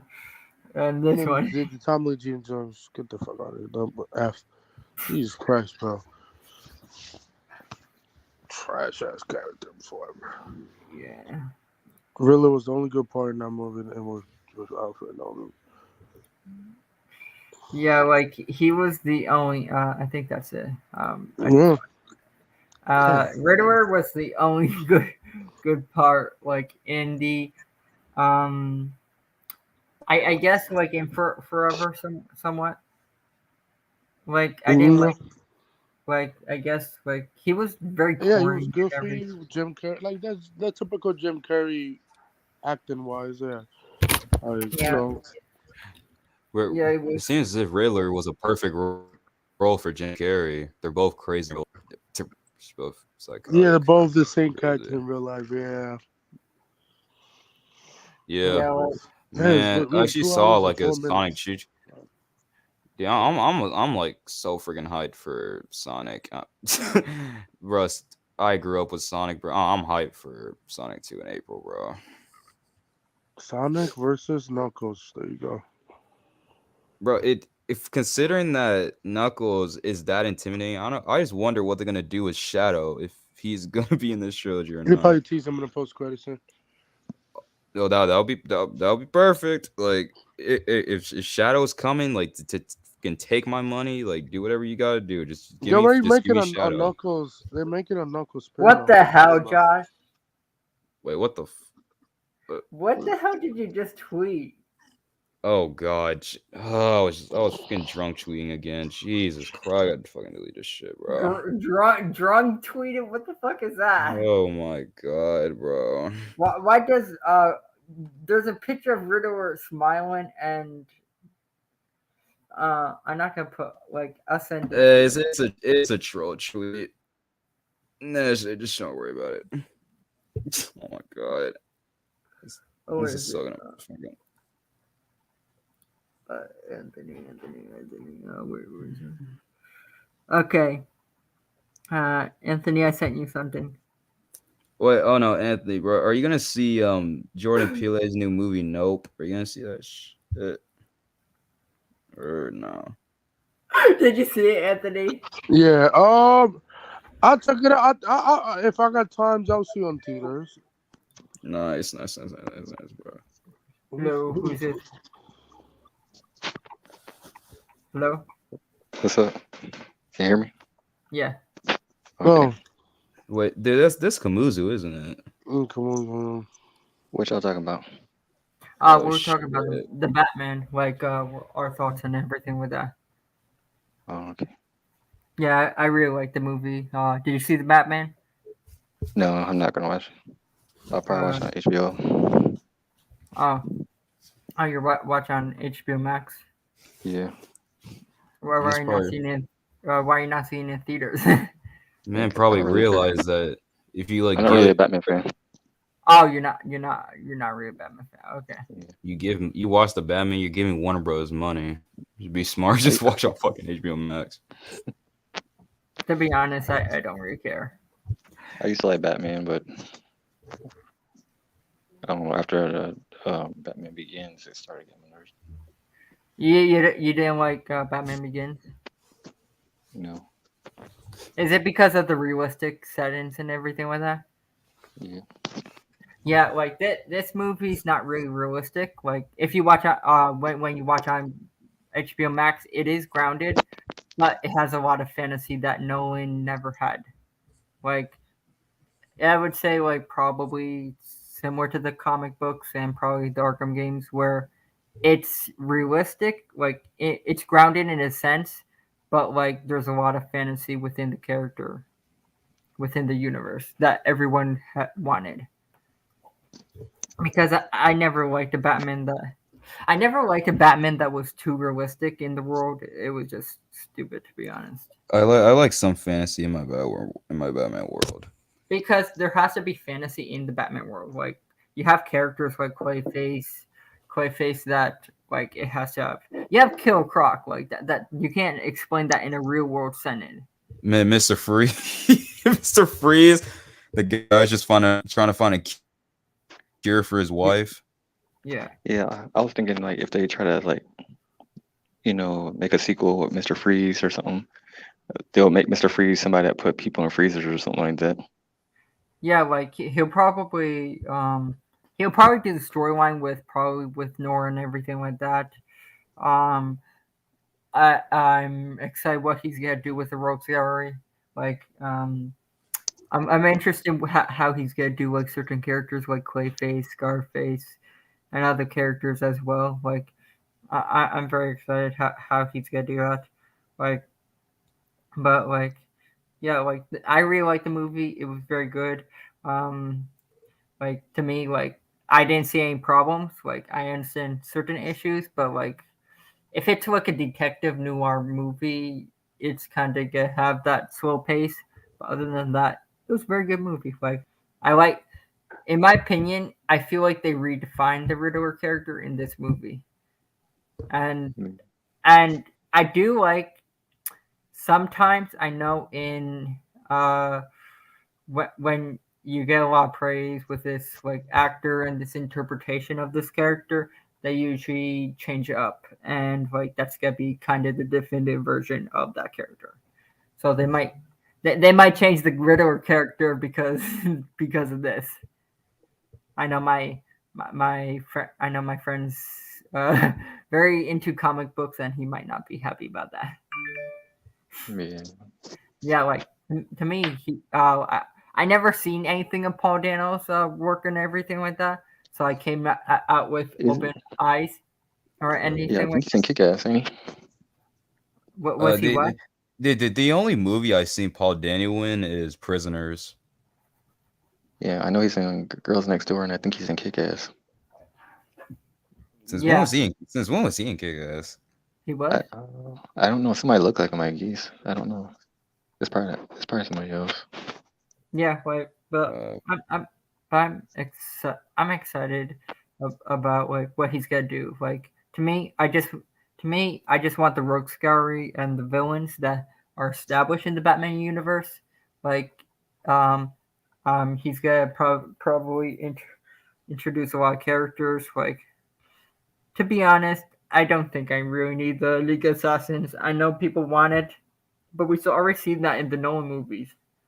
Man, I I don't don't see. even think it exists in this world. Yeah, like introduce the core vowels. Like that would be I don't want perfect. that either. What? I don't want that either. You don't want like an underground kind of I mean, not corrupt. really. You don't I think mean, he'll do it? I can see if they do that for the last one, like the like if there's a trilogy and they finish it off with that, I can see that happening. But Yeah, like I'm saying, like later in the trilogy, like they're gonna focus on the Batman rogues gallery first and stuff like that. Then they'll probably introduce like the core vowels. And also, we don't even know how long he's probably gonna do this, because I know like Matt Reeves talks about like he wants to do a fully fleshed out universe with all the rogues gallery and introducing certain characters like Robin. He's thinking about introducing, so like it might not even. Okay, man. Just man was all like, man, I don't like Batman. So man just left the stream. Who was that? I don't even know. That's Nakamuzu. I don't know who the fuck that was. But Anthony, do you recognize that person? Okay, Max mute. You said what? yeah, Sorry. It's okay, but like You said what? but yeah, that's what Matt Reeves talks about. So it could just be Fuck the leader section. They could rest into whatever true. Yeah. Yeah, whose channel is this? I don't want to see a repeat of those. This is mine, Arkham Gaming. Okay. Yeah, I'm just tired of the Batman Begins stuff, though. That's all. Yeah, we saw that in Batman Begins. We don't need to see a rehash of that shit again. Yeah, like but I think he'll probably do, my opinion, he'll probably possibly do probably 2 trilogies in my opinion. Like, because like he talks a lot about like making a universe with not just the rogues gallery, but he also talks about Robin, and he wants to introduce like some of the Bat family members, and you're not gonna fit all of that in 3 movies. I know. I hope we get like a 2 or 3 year time skip on the next one or something like that. It'll probably be something. I thought you just want to do just 3 movies. That's it. Yeah, Why 3? Yeah.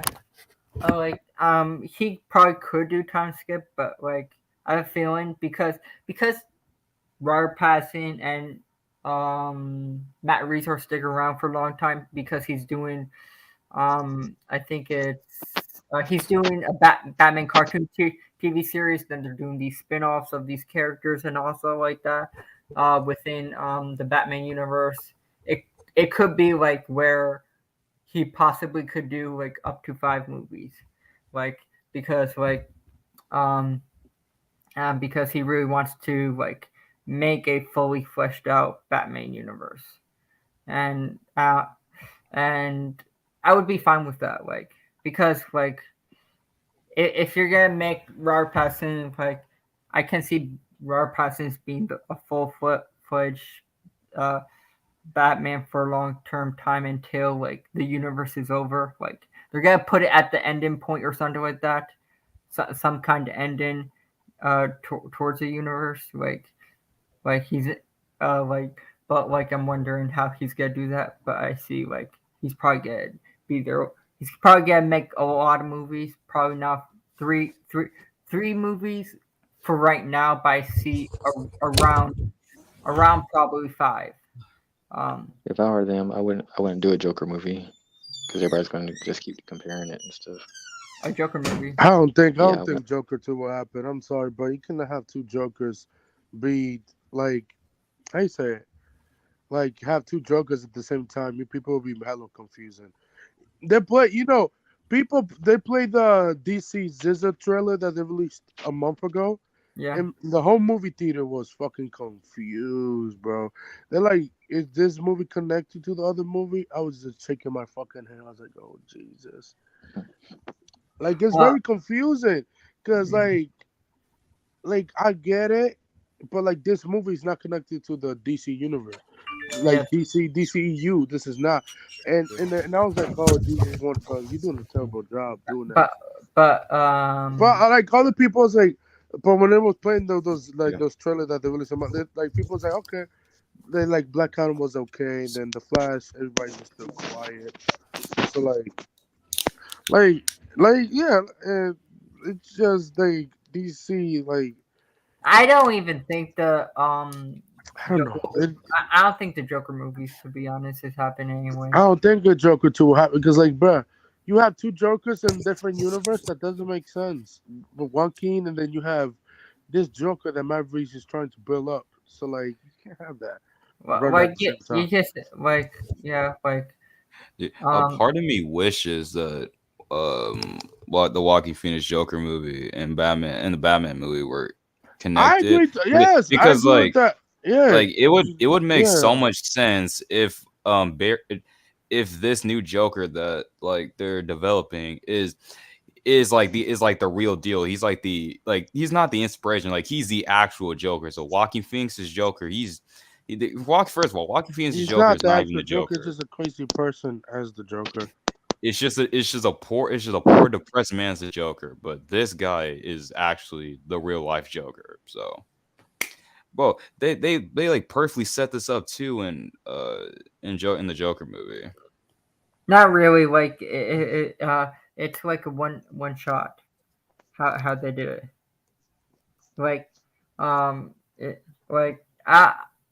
fine with the new Joker because like that I don't think Joaquin Phoenix would kind of fit in this world, to be honest, because like it wouldn't fit because Matt Reeves is trying to do like the Joker with the like chemicals and everything like that, and that's kind of what he's going for, the comic book Joker. He's not going for the mentally unstable Joker from Joaquin Phoenix. That's why we're getting new Joker. If Joaquin Phoenix ever thinks about pulling up to Robert Pattinson's Batman's crib, Pattinson will whip his ass, bro. Like in 2 seconds. Like, dude. First of all, nah, bro. I don't see it. But I agree with the Joker thing. Like, I don't know what's gonna happen to the Joker movie. Like, I have no clue what's gonna happen to the Joker. It would be very confusing having 2 Jokers at the same time. Just saying. Yeah, so y'all all seen this new movie? Yeah, I've seen it. Yeah, I've seen it. Yeah, I think they said something about the Joker's face looked like it was melted or something like that, or melted. That's supposed to be like a birth defect. Like he just can't stop smiling. Oh no, I'm talking, he was born with the laugh and the creepy smile, but he couldn't stop laughing.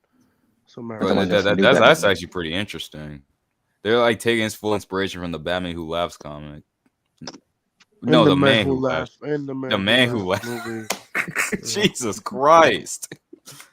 Fucking hell, dude. Yeah, but like that's pretty cool. We're gonna see like Joker and everything with that. I'm excited for like the Batman universe. Like we're getting the rogues gallery that I've always wanted. Like if you have like if you introduce like 3 or 4 villains and you have like a good pacing and everything like that, I'm fine with that. Like but like I don't know what's gonna happen to the Joker movie. Like I feel like if they make the Joker movie, they'll probably won't have it come out the same year as the Batman. The sequel, I mean. Yeah, so people won't get confused. Because you don't want to come out the same year. That wouldn't make any sense. Yeah. So like if they make it, like I could see it going like maybe HBO Max or something like that, or they just don't make it at all. Like because right now it says in development. In development can mean anything. Like they have tons of projects in development, but never happen. So like it could just never happen. Oh, I really like how the movie like really utilized something in a way by Nirvana. Like, dude, I was really jamming to that song in the theater. They played it twice. Like, or like if the Joker movie comes out, I could see coming out next year, 2023, and just do it out of the way. But like after the second movie, I don't think I need a third movie. Like no more. Unless they both have Jokers in the movie, they can probably put it out the same year, But if they don't, I think they should put them in separate years. Yeah, I think they should put them in separate years. Like I don't know how long Matt Reeves is gonna wait to make the second movie anyway. Yeah, hopefully he's been planning it this whole time. Like he said, he didn't plan for the Joker. He's like the Joker, like it was like a kind of supposedly the Joker's gonna be appearing in tons of spin-offs and everything like that. This was just a taste of the character, and we're probably gonna see him in the Arkham Asylum TV show, and probably other spin-offs that he's planning in the Batman universe. Yeah, but I'm just saying, I hope that Matt Reeves like planned out this whole, series instead of just waiting for the movie to come out and then start planning from there or whatever. Oh, he probably planned it. Like Matt Reeves, like knows what he's planning. Like he talks about like planning for like Rogues Gallery and having like that kind of relationship with Batman and Joker, and like introducing characters within the universe. Like I'm excited like what he's doing and everything like that. I think it's gonna be good. Like universe we plan. I don't think like I think like it'll be interesting to see like the Arkham Asylum kind of TV show. Like I'm wondering what he's gonna do with that TV show. Like because like to me it's interesting to make an Arkham Asylum TV show. To like what happens in the Arkham Asylum when Batman's not around. Like who how do you control the inmates and everything like that, like Joker, Two-Face, and everything like that. So that's gonna be very interesting how they like approach the series. Like and Joker's gonna like appear in those series as well. So it's gonna be interesting how he like approaches that kind of storytelling. Yeah, I just don't know what they're doing because I ain't that going to be that interested because they keep reusing these same characters. We know the ones they're going to use. We're going to see Two-Face again and all that stuff. We barely seen Two-Face, to be honest. Yeah. Like, I think The Dark Knight was pretty good. I didn't like Forever. Forever was, oh god, don't get me started with that. Who's The Dark Knight? Which one is that one? Christopher Nolan's like Two-Face and everything like that. That was pretty good. Okay. Until he killed him. I hated that. And I think you're gonna get some similar villains, but you're also gonna get different villains that were never introduced before. Like we like Man-Bat, Clayface. They ain't gonna do those. Yeah. He said he's gonna do like I think he said in an interview like he's gonna he's gonna be introducing Mr. Freeze, probably Man Bat, a lot of the rogues gallery. Like he's not gonna just stick with the same ones. He's also gonna do this different ones as well. And he's gonna like he also said I think in the I think Arkham Asylum there are a lot of the characters already established. So like you'll probably see them in an Arkham Asylum TV show. So like Mr. Freeze could be like in Arkham Asylum and already established. Man Bat could be already established. Like all these characters can be already established, but they're not like they're pre I would say pre Clayface and pre Joker. Like he's not the Joker we know. It's like he fought against like the like when he became Joker, but like you're guessing Is Catwoman gonna keep him back? Yeah, Catwoman's coming back. What's she gonna do? Are she gonna talk to Poison Ivy or something? You'll probably have like I don't think they'll do Gotham City Sirens kind of thing, but like I know. Yeah, I know. But like she'll like have like we'll see like that kind of Catwoman, that kind of burglar Catwoman. And the suit will probably get upgraded and everything like that. Like he says he has a plan to introduce every character within this Batman universe, and develop show the development of each character, and they will be the characters that you will know, that you all know. Like Penguin right now is not really Penguin; he's pre-Penguin. So like in the Penguin series, you're gonna see him become Penguin. Like if that makes sense. Hey, or come on, I'm gonna go, bro. It's getting late, man. So thanks for having me on the stream, bro. Thank you. See ya. See. But that I hope that makes sense. Like, like he's like not really Penguin right now, but in the Penguin show, he's gonna be in. He'll develop the Penguin we all know, like the comics and Arkham games, etc. And you're gonna have like all the villains that are probably established in the Arkham Asylum.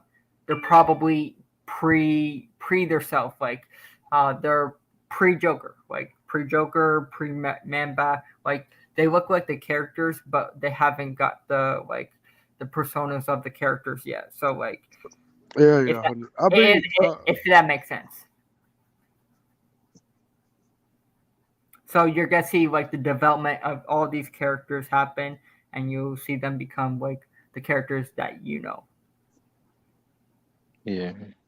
So like it's like a development phase or something like that, because how they be like you're probably gonna get like he's not gonna tell every story like with the Joker you're not gonna get any flashbacks or anything like that. Like if you saw the Batman or something like that, with the Waynes and everything like that, is like they never showed a flashback or anything like that. Never showed the scene. They just talk about like what happened to them. So like it's just gonna be conversation. What happened to the Joker? Like how did he become the Joker? Like, and that's it. Like because like Matt Reeves says he doesn't want to he wants to create all the villains, and he doesn't. I don't think he's gonna do flashbacks and stuff like that, because like he can be doing other villains as well. So like I wouldn't mind if it's just explain how he became the Joker, and that I'm fine, because I don't think I don't need a flashback. Like they'll just you can focus on other villains. Yeah. Like, yeah, I just kind of wish they started like in the middle of him being Batman instead of the beginning, because now he gotta kind of do all these origin stories for everybody and stuff. Yeah, and he said I think Mary said that Batman already fought the Joker. So like you don't really need to tell that story again. So like if he's already the Joker, he's already the Joker. If you want to explain how he became it, just have a conversation between maybe inmate in Arkham Asylum, and he explains how he became how he is. Like maybe Riddler and the Joker talks about how did he become like this, and he explains. within a few minutes. like that's fine um because if Matt Reeves is gonna do this, I don't think he's gonna drag on like flashbacks or anything with that. Yeah, people are gonna hate it though, because people always saying show don't Alright, tell. I'm gonna have to go, but hey, the Batman was great. It was an amazing movie. Everybody needs to check it out in theaters or HBO Max if you cannot watch it in 45 days after. Yeah. And the movie's at 10 out of 10. Everybody did amazing in the cast. Can't wait to see the sequel. So yeah, peace everybody. Hey, Okay. See, Yeah. But yeah, it's gonna be good. People are gonna hate what? You said they're gonna hate what? they're gonna hate it that he's explaining, that how he became the Joker. Because people always saying like when it comes to movies, show don't tell. I guess but also people don't want to see flashbacks anymore. Yeah, they don't. like so no matter what he does, people are gonna complain. It happens with all movies. Like if you give me a good story and certain things are explained, I'm fine with it. Because I don't think Matt Reeves is gonna show every flashback of every character that was developed, how they become. That would just be too much, to be honest. Mhm. Because you can show flashbacks, but you don't want to show flashbacks of every character that was developed. That would just be too much Yeah. within one freaking movie. Then that would just be flashback movie.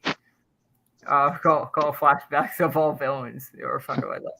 But I think he'll do very very well. I'm excited for it. But I have to go. I just did my review of Batman. Gave it 10 out of 10. Do you see the movie? No, Oh, you didn't. So when you see it's the okay. You can spoil it. I don't care. um so within the before I go, basically the premise of the Batman movie is where Batman's a detective, and you have the Riddler. The Riddler is he's not the traditional Riddler. He's more like a kind of serial killer, psychopathic kind of Riddler that he got wronged, I guess, from the Waynes. He got wrong from the Waynes. The Waynes are not evil. I feel like people did not watch the movie fully. With Thomas Wayne, when after the Thomas and Martha Wayne's death, they had this kind of orphanage or something like that, within Wayne Tower, where they were taking care of orphans and stuff like that. And after the Wayne's death, they the world forgot about them. The world forgot about them, and Edward Nashton was one of those, and they only talked about Bruce Wayne as an orphan because he lost his parents and everything like that. And Riddler wanted to prove that the Waynes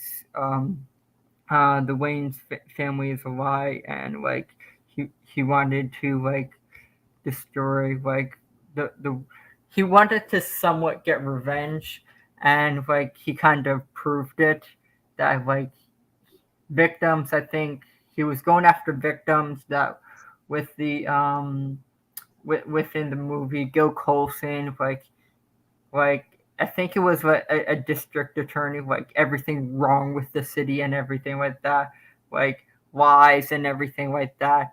And he I think within in the scene you see him him solving riddles to save his life, because he had a collar around his neck and you couldn't take it off because he kind of had a store kind of mechanism.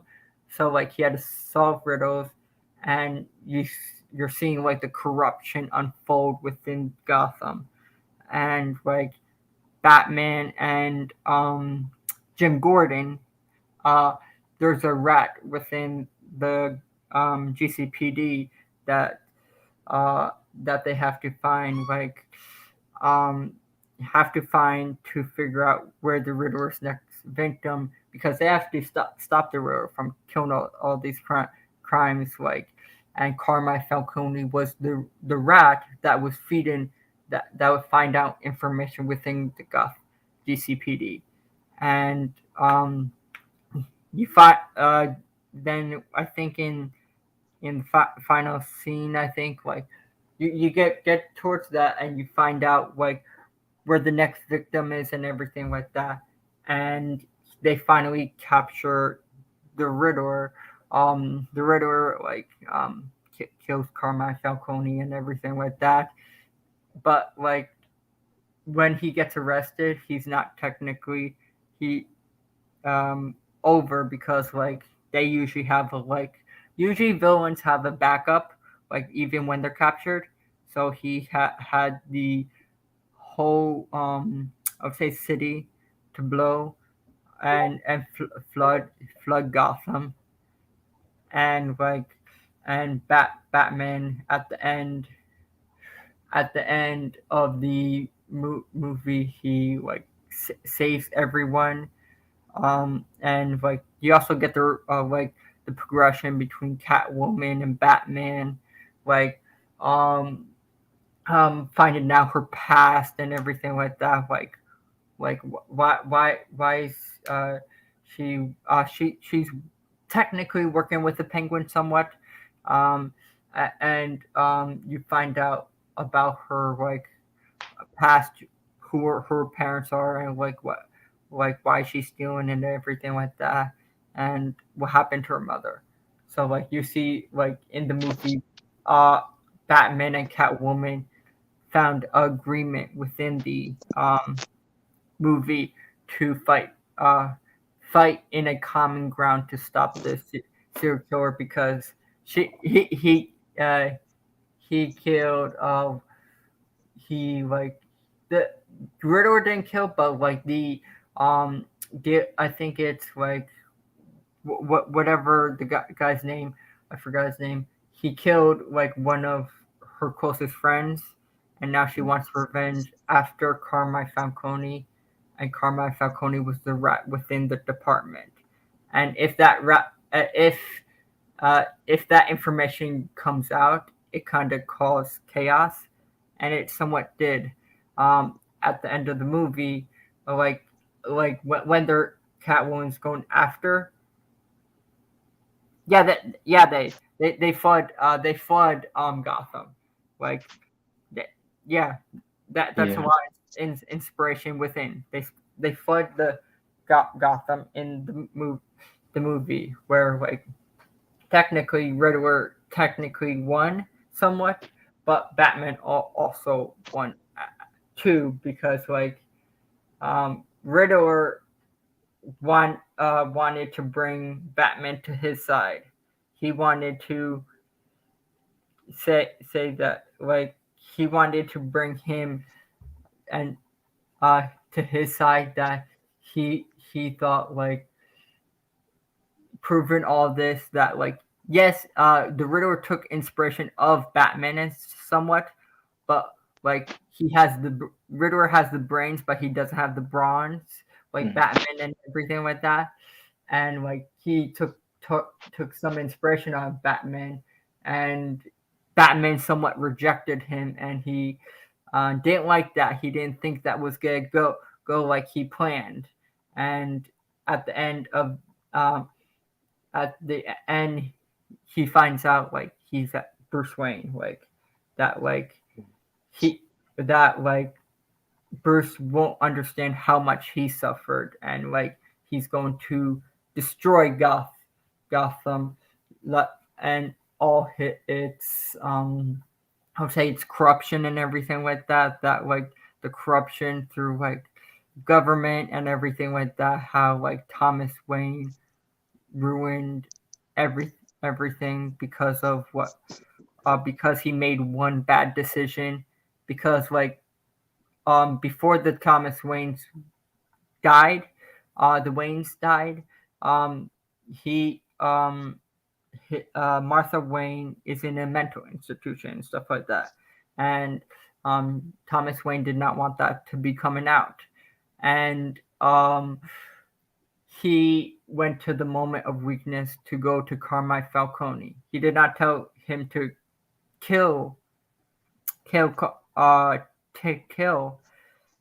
He wanted to scare the person to not put that evidence out there because it would destroy every reputation of the Waynes, and you have like Bruce in the spotlight, and you have like about like Martha's mental problems and everything like that, and like Carmine Falcone is like he's not a bad person. He just like if you were in that situation and you didn't have any choice, you had to do something, or your reputation would be in the water. So this is more about Martha? No, this is like this is about like the Wayne's legacy, I would say, of like Riddler trying to destroy the image of Bruce Wayne, the Waynes, and the corruption within Gotham. Oh, okay. It goes very deep in history within Gotham's history. Like they really did go very deep in Gotham's history in the movie and any other, which is it's awesome. Like how far does the corruption go within Gotham, and like how like Thomas Wayne's not corrupt. He just was at a moment of weakness. So he did something wrong? Like he did something wrong. Thomas Wayne did something wrong that he went to a moment of weakness to ask for Falcone's help. I think it was a reporter that found some evidence about Martha because she's in a mental institution and stuff like that. And if that went out, it would destroy his campaign because he was going for mayor. And it also would destroy the lives of Bruce and Martha's lives as well. So he went in a kind of moment of weakness to go to Falcone. Thomas did not know he was going to kill the guy. And when he found out, it was explained in the movie, when he found out, Alfred explained this in a scene, when he found out, he was going to turn himself in and tell the police everything. But he wasn't able to do that because I think at that night they were killed. And the police never found out. So I'm guessing like Carmine Falcone hired someone to kill them to keep their silence.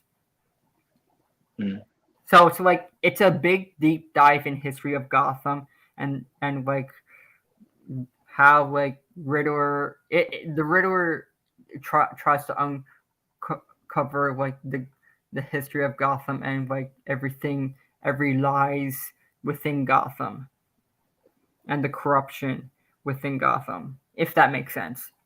Yeah, it does. So it's a very I'm not very good at explaining it. You just have to watch the movie. Yeah, it's okay. So that's why you probably think the Court of Owls probably might be involved. Yeah, like somewhat like that. But it's a very good movie. A lot of people liked it. Like, you know, the Riddler's suit in that movie. The Riddler suit.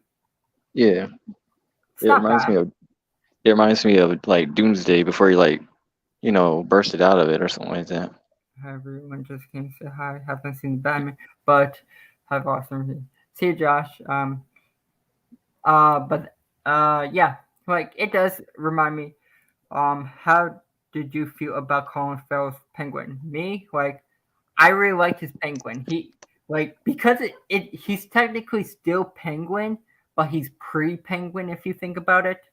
Mm-hmm. So like he acted very well. He acted like in the movie, Penguin is Falcone's right hand man. If because kind of like on Gotham. Yeah, in Gotham, like he's his right hand man, and like I think Colin Farrell did an excellent job. I think he did amazing interpretation of the Penguin. But this is like he's Penguin, but he's not like the kingpin of Gotham yet. Like Yeah. with like he has the iceberg lounge, but it's not his iceberg lounge. It's like Oh, Falcon. so he's not rich. No, no, like they never, not yet. Like, Yeah. um, Because I don't really know the penguin like that. But sometimes I think he like had his own like family. Like he was kind of rich too, like Bruce, but he wasn't like as popular as Bruce or something like that. I'm not sure. oh, the Waynes took that money from the Cobblepots in the comics. Oh. So like technically they don't have the money. So I wouldn't be surprised if they explained how, like, why he doesn't have the kind of money or something like that. Yeah, Because maybe like, they did some like business or something, and they like took. yeah, because I know in the comics the Waynes took the fortune from the Cobblepots, and that's why that's why Penguin hates Bruce so much. Not Yeah, like he not probably lost the shares of the company or something like that, maybe, or something like that, probably. yeah, he lost like the Cobblepot fortune, and he lost his house and everything like that. So Yeah. like, but the movie is very good. So I watched the best Batman film yet, and it's my favorite superhero ever besides Spider-Man. 2 thoughts on Barry Corgan as Joker. I think he was a very good Joker. Like, I know it's just a cameo. It's just a freaking cameo. Like, him talking to Riddler, like, about like his laugh. Um, his laugh was pretty good. It reminded me of Joker. I like the scene where he says "riddle me this" towards towards I think Really? yeah, Riddler. Like, because like when you think of Riddler, he always says that line. And like I feel like when Joker says it, the Riddler is going to get the idea of using that kind of line when he went in further in the universe. Like, the Riddler right now is pre-Riddler. He's still Riddler, but he's not the Riddler we know. So like he's probably gonna be further developed within the universe. Yeah. So he'll probably have that line, "Riddle me this," and he'll have a new costume and everything like that, a new look. Yeah, we Because, probably can't judge the Joker yet because he's only there for about 2 minutes. yeah, like only 2 minutes because like it was cool. Like, I can't really judge it that much. I would say like it was a cool scene. That's all I can say because like Yeah, it was a all, lesser part than Jared Leto. yeah, it'll probably be better than Jared Leto. like like I don't have like a problem with Jared Leto. It just I was don't either. I'm just saying his part was like smaller than Jared's. yeah. It's just like I'm excited to see what kind of interpretation Matt Reeves trying to do with the Joker. Like, it kind of reminded me like you in the movie you see like he has like a scar or something like that towards his smile. So like like Joker does have a big smile and it's kind of scar. So I know it's a theory, but maybe he went into the acid and stuff like that, and Batman fought him in year 1, and that's why he has probably that permanent smile or something like that. But like, because I know Matt Reeves going towards more the comic books, he said, more comic booky universe that ever before. So like that's gonna be exciting, and I'm gonna be interested how he does the other characters. I liked it, the scene, but kind of felt forced and campy. Yeah, I guess. Like, but it was still good to see it. Like, at least to me. But overall, I liked it because it's the Joker. Yeah. Like, I like the fact the villains aren't fully who they are yet. The Penguin will definitely be a major player. I like the Riddler didn't die as well. Yeah, like the villains aren't fully who they are yet. They might have the names of the characters that they have. Like, he's called the Riddler. He's called the Joker. He's called the It's called Mr. Freeze. Whatever. Like, they're called they're called what they are called, but they're not fully who they are yet. If that makes sense. Like, they're not like fully. He's not fully the. He was pre-Riddler. Like, he might be called the Riddler, but he's not like the Riddler, the full version that they are yet. And that's like a different angle. And you also can see this as like an origin. Like, this is like, this is a history of the Gotham, but it also is a origin of the villains also, because you learn more about Catwoman. You learn a lot about the characters, about the villains that we never really gotten in any other Batman film. Yeah, Batman is like the face, but like you're getting more backstories with those characters. A lot of those, and that's what was Hush / Thomas. Oh yeah, I saw that. Didn't they show him or mention? Yeah, they did. They mentioned Thomas Elliot, the Arkhams, like the corruption, like the Arkhams where, supposedly his mother was killed or suicide or something like that, but we all know Thomas Elliot killed her. That should be the next movie. Yeah, like Hush is an interesting character because like it seems like an accident, but it seems like an accident, but it's not. He wants the fortune, because like the whole thing with Thomas Elliot is he always wanted the fortune that Bruce had on a plate, and he never got that. And he always wanted to kill his parents to get that fortune, but he wanted to make it look like an accident.